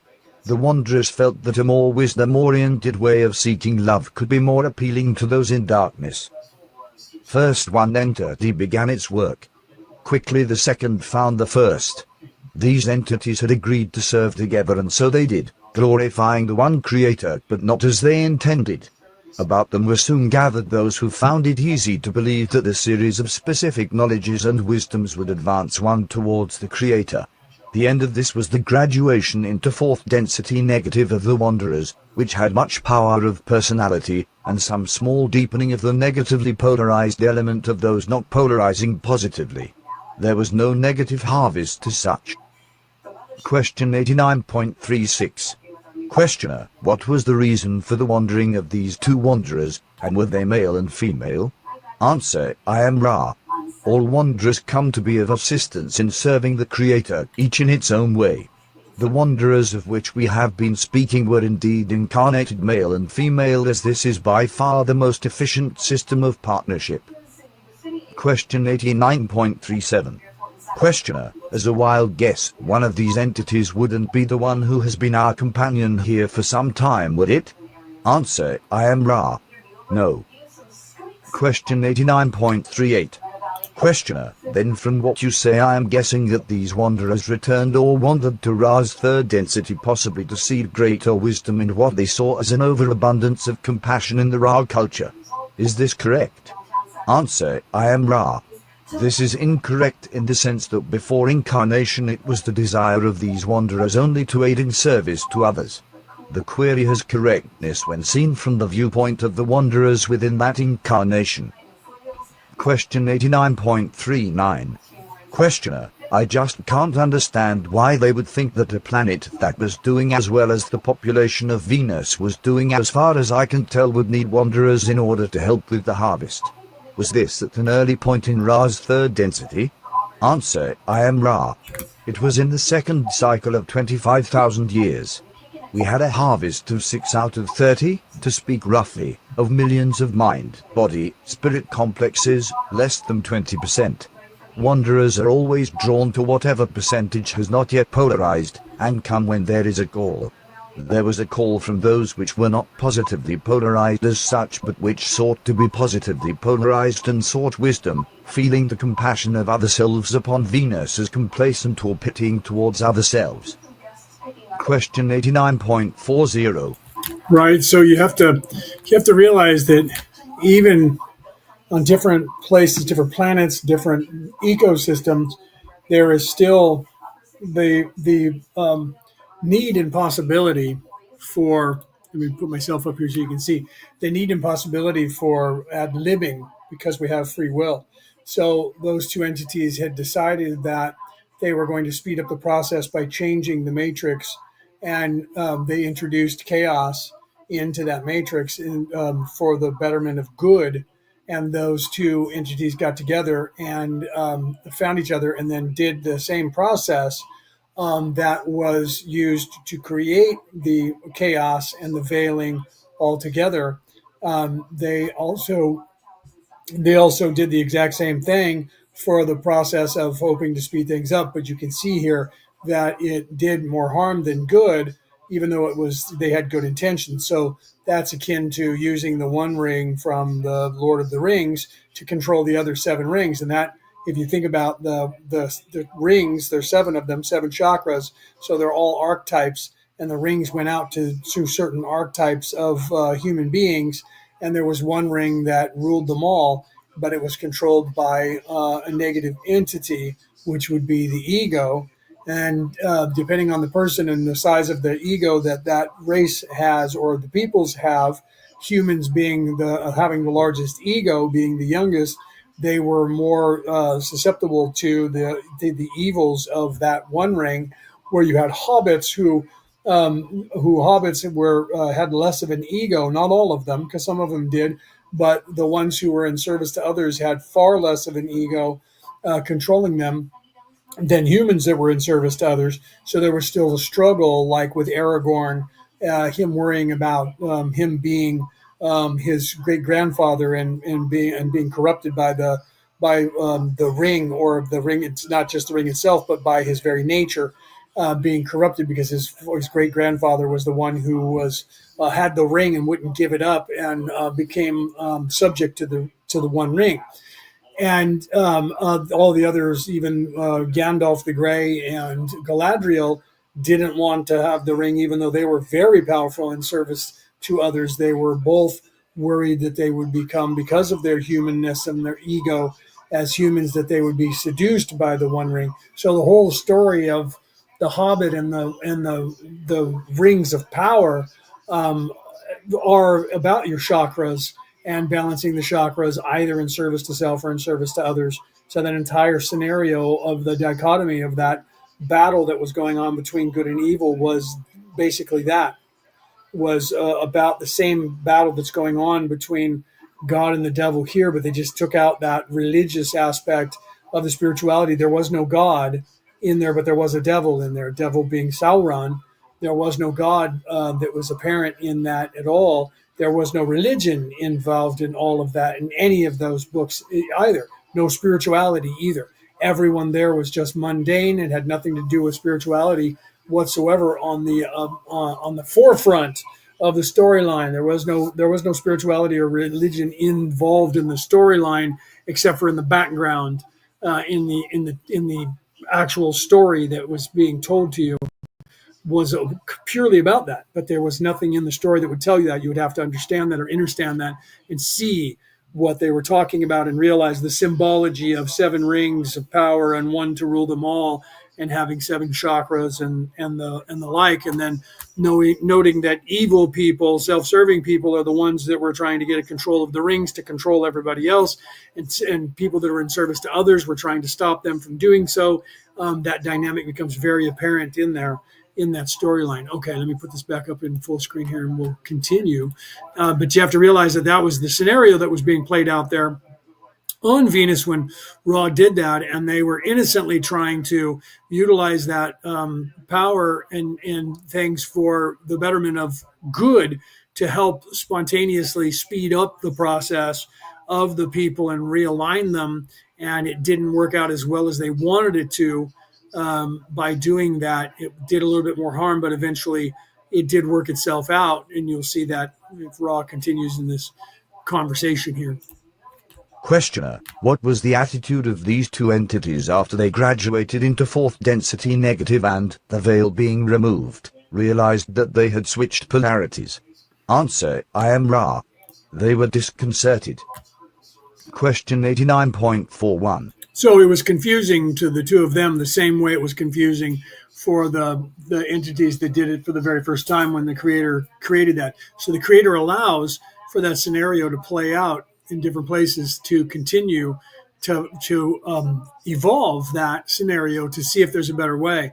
And in this particular case, on this particular planet at this particular time, we've allotted to look into another alternative. Instead of destroying the planet or destroying this reality and killing off most of the population of Earth to get the people to then move into the next phase of their existence, we're actually doing it while they're conscious and unaware of it. And that's what's happening here. So getting back to Joanne's initial question early on, about an hour ago now, at least a half an hour ago now, talking about us living the all lives in the past, present, and future at the same time, that we are actually doing that. So we just don't perceive it from this perspective, because we are fractured from our higher self into every life that is existing outside of time, because your higher self is outside of time. So every aspect of you that is existing in time on this earth is a fractured piece of your soul. It's not detached from your soul, but it is unaware, because it's veiled of the totality of all of that until you become completely unveiled, and then you become aware of that. And that's when it gets confusing. The quickening gets confusing at that point. Let me pull this up, myself back up in full screen here. That gets confusing when you start to learn of your past lives, and then you want to have the memories of that, because people say to me, surely you have all the memories of your past lives, so you can just tell me the answer to this question. And from that perspective of that entity that is in that life, I could, but for me to do that, I have to tune into that life, which means I have to then pull all those memories up. And if I'm doing it from the perspective of here and answering your question from here, it becomes difficult, because now I have all of the memories of Leonard and all of the memories of that other person in my consciousness for me to then have to sift through. So if I move over and bring that person in and then answer the question, it's easier than for me to be doing the reference from here, looking there at the same time, unless I pull myself out of body and go to my higher self and then look from there down onto that person. And then if you have somebody who asks you more questions, then you can do it. It gets more confusing. Where, say, somebody wants to know who I was 2,000 years ago, and somebody who I was of another question, like literally, tell me what this person said to this, and then I have to go into the memories of that person 2,000 years ago. And at the same time, while I'm doing that, they're already firing another question at me from a different person from 1,000 years later, and now they want me to pull up all those memories as well, and then tune into that to answer that question. people here, because they see movies, they think you can just do that quickly without any confusion, and it's not as easy as you think that it is to do. That just doing that in and of itself is something that is a very spectacular thing that most people cannot do. But when they get used to a person like me being able to do that, then they start going, well, you don't know the answer to that? I had Brooke say that to me. You don't know the answer to that? I'm like, I do, but now give me a second. I have to disengage from looking at this person and then engage with looking at that person, and then pull their memories up and keep these memories here and focus on you to be able to talk to you as this person. If you want me to, I'll pull out of here, and then you're going to get an answer that's going to be coming from my higher self, not from this person. And you may not like the way that I communicate at that point. And she started laughing and said, I didn't even really think that I was about what I was doing. So even for those of us who can access the memories of our past lives, it's difficult to jump around without being confused, because you have all the emotions, you have all of the memories, you have everything that happened to them and all of the problems that they had and all of the everything that they had at that moment coming through. And as that happened to her, then she started realizing, whoa, wow, this is crazy, because I'm getting an emotion right now that doesn't have to do with Brooke. It's an emotion from a different person. I'm like, that's the quickening. There, you're actually now residing in both of those places at once. So you're actually in the past and in the present at the same time, in those two bodies from your higher self.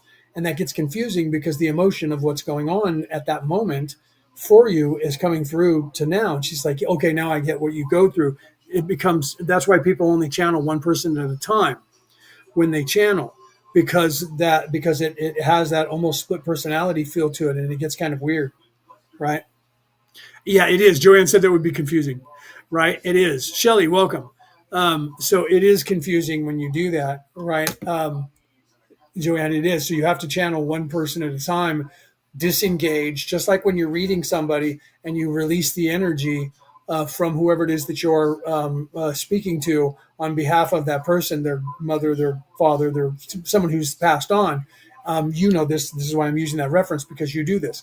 So when you're talking and you move to the next person that you're going to do a read on, you have to clear the energy out from that other person so that you can focus on this person and give them a better read, because otherwise that it squelches, it kind of bleeds over, and so you see psychics sometimes do that, and they'll be like, no, I think it's I'm sorry, that was somebody else and coming through. And then sometimes they go, I think it was you over here. Do you have a person that's there? Okay, I'm going to do you next. Let me do this one and focus on that. And then I'm going to come back to you. And people will trip on that when they do that. Other people will say, oh, see, they're a charlatan, because they're going, it's somebody over here, someone over here. And they're just making that up. And they're just waiting for somebody to answer. And some people who are mentalists do that.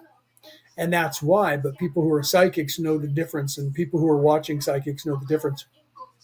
So that becomes confusing, and sometimes you get emotions that you were not ready for from a past life that you even knew was a past life, but because something on a topic that you're dealing with triggered them in some way, they can become emotionally and sometimes angry, but most of the time sadness and love and positive, unless you were a negative being at that particular time, can come through, and that gets a little confusing.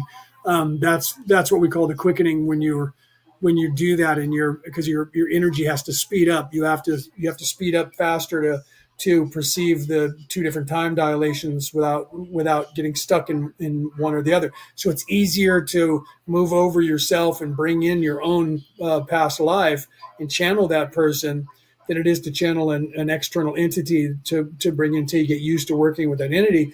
But it's also easier for you and on you to keep those entities, those beings that even you are or were, those two, to keep them separate. Otherwise, when they're both inside of you at the same time, and you're doing it from your higher self, you literally then have those emotions that happen. And some people get caught in that, and that bleeds over, and then people think that they're multiple personalities, and they're just past lives, and they're coming through, and they're hearing all of that. You have to kind of separate yourself from those and say only one at a time. And when were you living? And because sometimes they think that they're living now, and they don't realize that they were living because it's now to them. They don't realize that their now is 100 years ago, 300 years ago, because if they're now, everything is now. For you, everything is now. right? So, but for somebody in the future, your now is in their past. For somebody in the past, your now is in their future. So you have to discern the difference even within your own spiritual realm of people that you occupied as an avatar and a personality and an archetype, that you have to learn to be able to differentiate those two. I do that sometimes where I'll be talking and I'll start talking as someone else and I'll refer to myself as me, I. And then I'll go, wait a minute, I just slipped into that person and was talking to you as that person, not as me channeling that person or talking to that person. I was actually here as that person talking to you. And I've done that a couple of times with people. So that becomes a little bit right. Jacqueline said the full spectrum of emotions and light bodies. Right. Welcome, Jacqueline. Right. So yeah. So you have to be able to separate those even from here. And so it's when you have the ability to pull back into your higher self and reside in the higher self, and then go from there. That perspective, it actually becomes easier and quicker to make that transition to answer questions. But if you're focused down here and you don't pull back to your higher self, and so you get good at that. I was just talking to Brooke about that, where when I teach people, and most of us who do this, we teach you to meditate and move into that place in your meditation. That's why we explain it to you, that place where the ego can't reach you and your thought processes, your thinking mind doesn't reach you and can't talk to you, and you become the experiencer and the co-creator. And once you realize that that is you, then it becomes easier to move into that space without having to sit down and meditate. And eventually you can do take a 1 second, you can do it as you're speaking. You can just pull back and become your higher self while talking. You're actually channeling your higher self at that point, down here from up there. And when you do that, it becomes easier to reside in that place and stay there, because ultimately that's what you're trying to achieve here. The key to the success to ascension, to move up into the fourth, is to realize I am my higher self, not I have a higher self. I am. And then when you realize that I am part, that's why the burning bush, that's why when Moses said, Lord, who shall I tell them sent me? Because they're going to want to know who it was. And he said, tell them that I am, because I am that I am. So tell them I am sent you. So because of that, that lesson was also being taught to Moses to recognize yourself as I am, not I have a higher self, but I am that person. Not I am a higher self, I am that being. Once you learn that, that's your true 4D. That's true 4D. 3D is the self-awareness. I think, therefore I am. True 4D is I am. Okay. So once you do that, it's easier from that perspective to move into that perspective and to talk from that place. And it's also easier for you at that point to transition into who were my past lives, who was I in past lives. And then once you start going down that path, then you can venture into who will I be in the future. And you can look at yourself in the future as well. That's a little more complicated. That's like high magic with a K, to spirituality. To look into the future, because even that there's some difficulties. I'm not going to get involved in that right now, but people do it, and people can do it, but that becomes even more confusing, right? Let's see. Jacqueline says it becomes a living meditation and a living dreaming. Yes, absolutely, Jacqueline. She said, laugh out loud, vividly remembering, and then remembering who you are, who you really are. Absolutely, right? Absolutely. And then she says, I am presence, right? We all are. So yeah, absolutely. So it becomes once you become the I am and you realize that I am, that's why they try to tell you to discourage that. Don't say I am, because that's wrong, and that's misleading, because they don't want you to move into that space. But ultimately, that's what you're trying to do, is move into that place of the observer, the experiencer, the co-creator, the higher self, that whatever you call yourself there, that is not this avatar that you're in here. So this avatar has a name that my parents gave me in this third dimensional reality, and that's Leonard. And that is not who I am. That is who this physical body is to the people who see it. right? Because that is the name that I was giving here, but it's not even the name I go by. Kelto is what I go by. So, but here my legal name is Leonard, right? So that is my name that I go by here for people, but it is not who I am. I am Kelto. That is who I am. There's a differentiation there, right? But when you do that, when you start the meditation process, then you don't have to sit for an hour meditating. You don't have to sit for 2 hours meditating anymore, because you can quick pull yourself into that place of the I am. And then once you start doing that, you want to stay there 24 hours a day. You want to stay there all the time that you can. That's ultimately the ascension. Everything else works perfectly for you, but you have to surrender to that. You have to surrender to the universe and surrender to yourself, and then realize that I am not this place. I am not the thinking mind. I am not the pain body. And it takes on a completely different understanding when you realize that you're saying, I'm not this pain body, and I'm not the thinking mind. I'm not the ego. I am the immortal soul. It takes on a completely different meaning. And once you're doing that in your thought process, you'll realize that you don't have to sit down and do that meditation. You just are, I am there. That is me. I am there. And when you reside there in that place, the longer you do, the less your ego and your thinking mind can get to you. And then you're just being, and you're just speaking from your true higher self. So that becomes a strange thing to people when they first start doing it, right? Right? There you go. Joanne says, I just thought I am my higher self and tingled all over, right? Because that was the activation of you doing that. When you thought that, you thought to myself, I am my higher self. And then you were, and then your body reacted to it, and you got the goosebumps, right? You got the tingles. So that is the perception, right? I'm getting goosebumps just saying that. That is the perception that happened. So that is the place you're trying to stay in all the time. And you do that whenever you're channeling somebody. You do that when you're doing divination of some kind. You're doing a reading for somebody. You're coming from that place. You just don't realize that you shift into that. That's where you go as a medium to communicate with other people from a different plane. When you're there, you have to tap into your higher self to do that. So you're not doing it from here. But some people think that they are, but because you're here saying the words to people. But the truth is, you're speaking from outside of time and space. You're speaking down here through this mouth from outside of time and space. And so that becomes weird when you start perceiving light language from up there, because light language is how energy speaks to one another. It's not with verbal words, because you don't have vocal cords. So you're speaking with what we would call telepathy, energy, thought processes, which is an entire concept, not physical words. The concept happens from your higher self, and this brain that's in here translates it into the language that you want to speak, and then says the words out loud. So we teach people as well in meditation.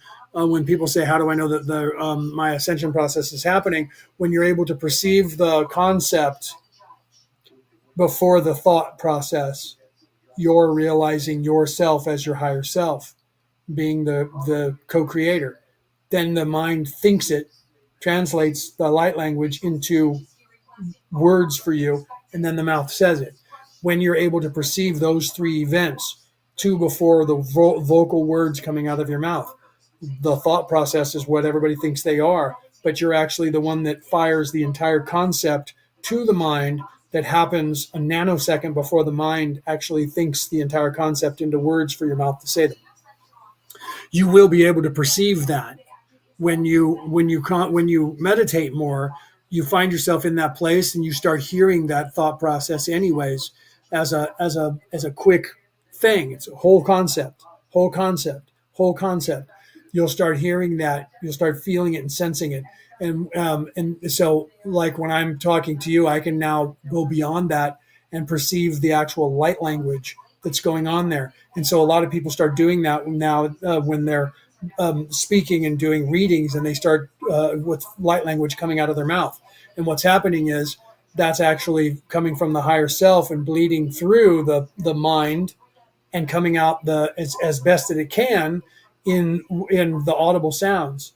So what's happening is you're starting to perceive the thought process that is the concepts coming from your higher mind, from your higher spirit, from your higher self, from your spirit, who you actually are, and you're picking up some of that language as the mind is thinking the words, and you're starting to say those things. I've learned over the course of this life, because I was born awake and unveiled, I've learned to not do the light language, not say it, but I can sense it happening, and it's there. And every now and then, I still will bleed over. I almost did that a couple of times when I was talking to Brooke yesterday, and I laughed about it, and I said I almost started talking to you in tongue because it was it was there, because she asked me, "Are you communicating with me up there at the same time as you are down here?" And I said, "I'm doing that right now." Yeah. We're up there having a conversation and down here having a different conversation, and I'm perceiving both of those at the same time. And so because of that, I almost started talking to her the way I was talking to her up there, which is a light language. And I realized that I was because I was coming from that place, not from here. And she was here, not up there, but she was sensing that we were having a conversation up there. And I was up there perceiving both of these conversations at once, residing in that place. And she was not. She was separated from her higher self, but she could hear the echo of it. And so she's like, "Are we actually having a conversation in our higher selves while we're having a conversation down here?" And I'm like, "Yeah, we are. A completely different conversation right now." And then I could tell you what it is. And so when I told her what it was, she was like, "That was weird." Okay, so that's weird because that's what I thought we were talking about there. And I'm like, "Well, how could I figure that out?" Right. And it's not like I just told you that and convinced you of it. Right. So yeah, Penny said, Seeing your future self would be wild." It is, but no different than seeing your past self. Truly, except for the concept of this isn't me yet, but it is you right now, because your immortal soul resides outside of space and time, outside of time. So it is happening right now. It's just you're here in this time, perceiving this reality now. You're also in every past life perceiving that reality in that past life now, because all of those happen at once. Okay. But we don't perceive it that way from this perspective because we're in time, not outside of it. So when I'm focused as Leonard in this time, I'm perceiving this time and this space. When I'm one of my past lives, I'm in that time and space, which is also on this earth, but in a time prior to this. When I'm in the future, it's the same thing that's happening. So from your higher self perspective, it's easier to do that because from that perspective, all of that is just happening now. So it's easier to slip into a future life from your higher self than it is from your physical pain body that you're currently in. That becomes a little bit more confusing, as it were. So Jamie said, "I would love to do that. I can feel future me at times, but I've never seen her." Yeah, you just have to first you have to introduce yourself to your past and your higher self. Then you can start introducing yourself to your future self, because that future self is 5D thinking. 4D is the higher self, and that encompasses the past lives. So then when you start looking into the future, you have to move outside of time and move into the realm of everything being now. And that's 5D. Everything being now, past, present, and future are now. And that's 5D. So it's hard to do from a 3D perspective because we're not even in 4D yet physically. So you have to be outside of the physicality into the spiritual, and then you have to reside in your higher self to perceive no time, because down here you perceive the time. So it is kind of crazy, right? Celeste, welcome. It can be also disappointing, but keeps me humble, Reese said, right? Yeah, well, just the work in doing that, it will keep you humble, because it's not easy to do. And then seeing who you become, depending on what you're focusing on in this life and how different it is in your future life, it's easier to make the transition and assume that in my past lives I was simpler or more veiled than I am in this life.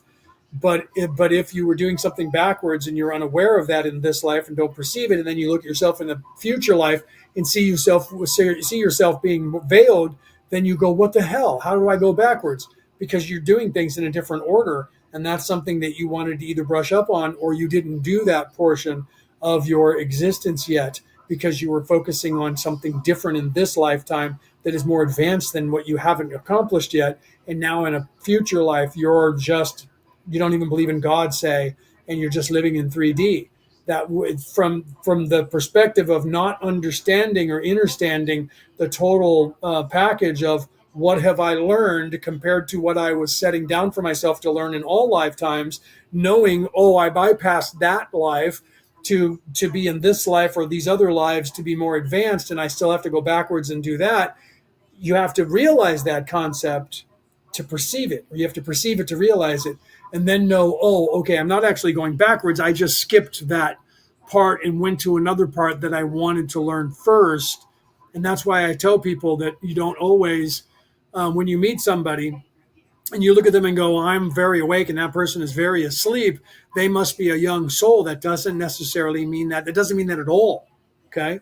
Doesn't necessarily mean that at all. That person could have already did everything spiritually and now is focusing for the first time on being very mundane, locked into 3D. That doesn't mean, so that's why you have to learn to the perception of learning when you meet somebody, an old soul or a new soul, when you see them, how young and old is the actual soul. And that will tell you the truth of where that person is in their development. Because I've met old souls who are fully asleep and living in 3D. And I know they're much older than that. That means that they have learned things either backwards or they didn't want to learn the mundane part of survival living in 3D first, and they did the spirituality part, and now they're working in the lower three chakras.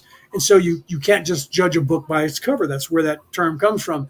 Don't judge a book by its cover, because just because you look at somebody and they look simple doesn't mean they actually are. They could be way more advanced than you are, and now they're doing homework, they're doing extra credit, but they have to be veiled to live it organically to do that, and they're doing that. And that could be the Dalai Lama from 2 generations ago, or that could be Mahatma Gandhi or Jesus Christ, and he's now living in a body where he's just a person who doesn't even believe in God, doesn't care about all that, and is planting crops and driving a taxi cab.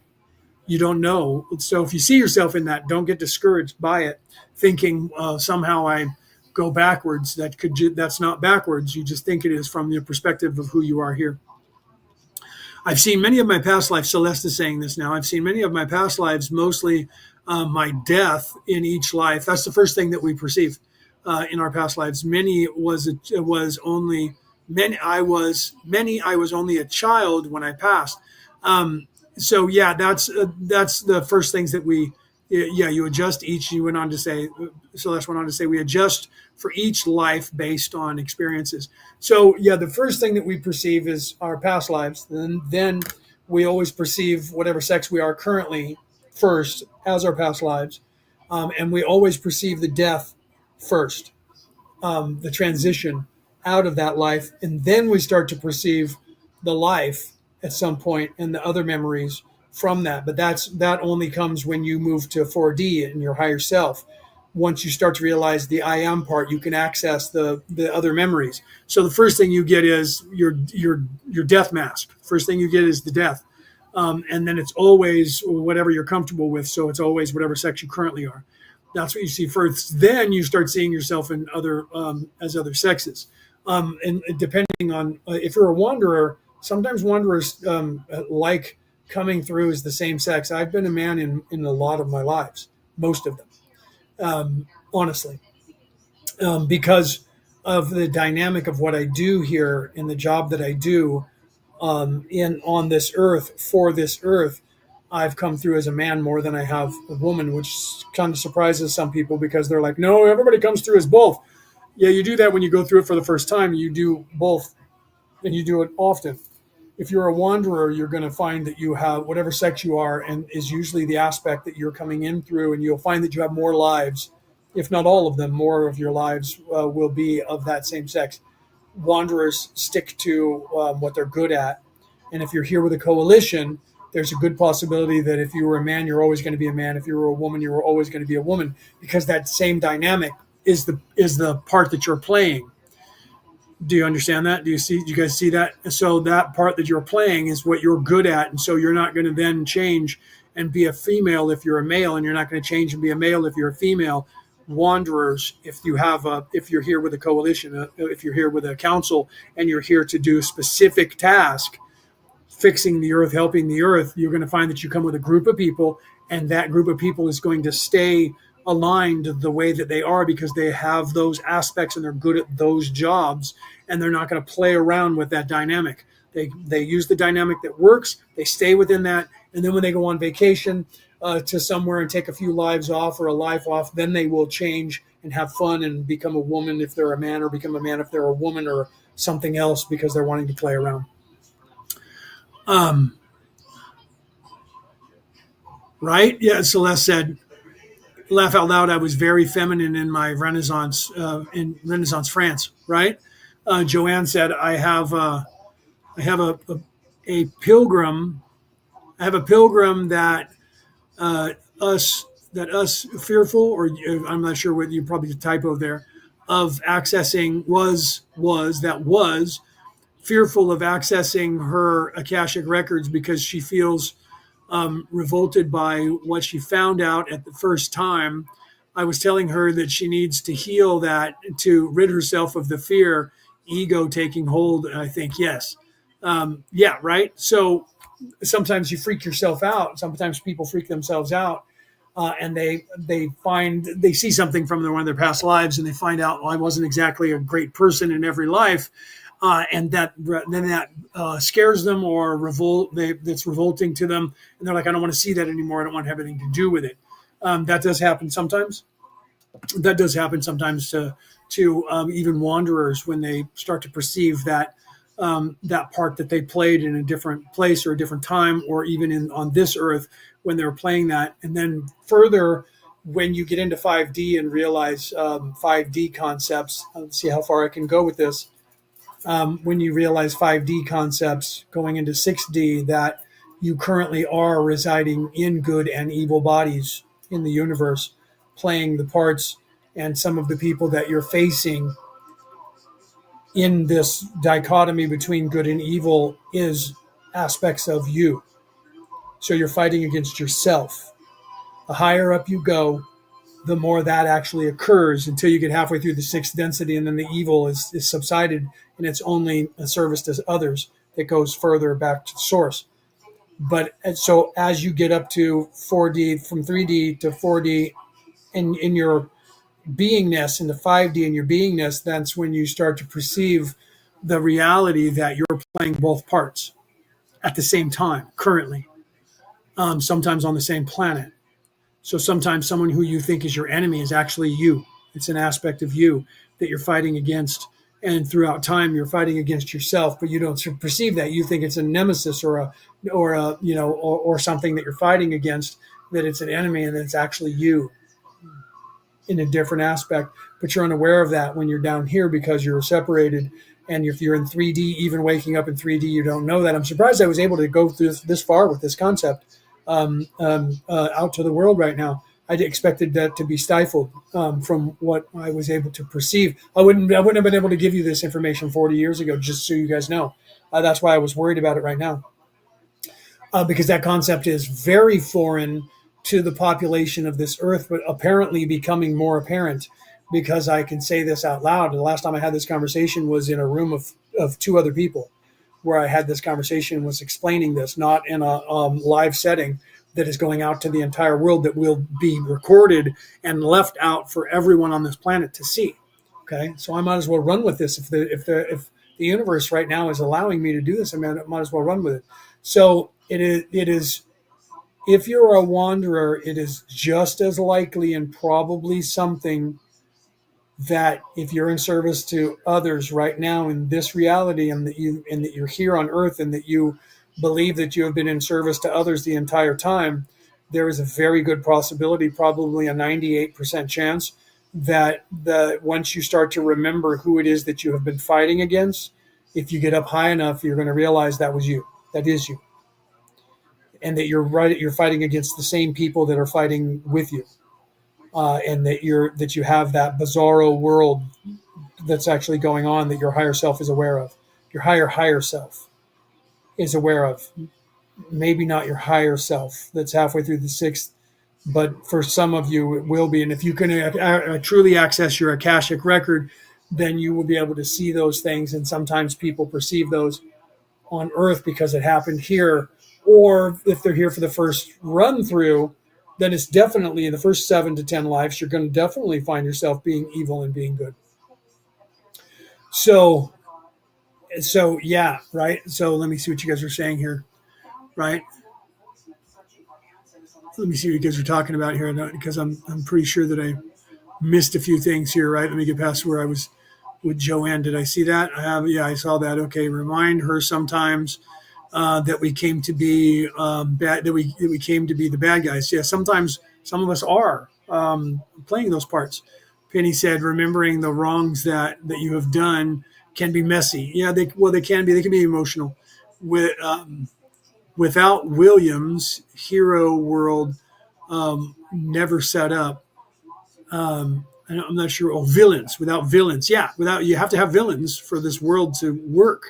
So people had to be evil at some point to create this world, to create the necessary good and evil and the veiling. Some people had to become evil, and they weren't actually. That's the story that Raw tells. We're actually snidbitting into the concept where the scenario, and this is why I said that on Raw's planet, where two people decided to be good or to be evil, in service to others, to help the people who were they decided to be in service to self, to help the people on the planet that were in service to others, to try and speed up the process, and that they graduated into the fourth dimension in service to self, and they were disconcerted because that was confusing to them. That scenario played out in real life when the veiling was first created.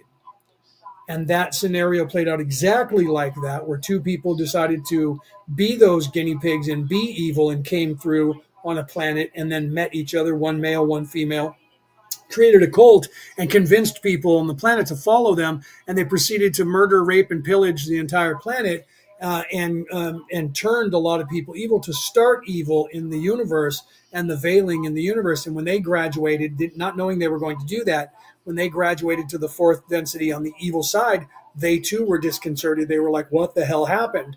This isn't what we thought was going to happen. And then they had to be the first ones to then repent their ways and then change back. And that also set the tone for evil people to see that scenario and know that that scenario would happen. So Raw had another two people playing out that similar thing that was happening, on Venus, when Venus was in third dimension.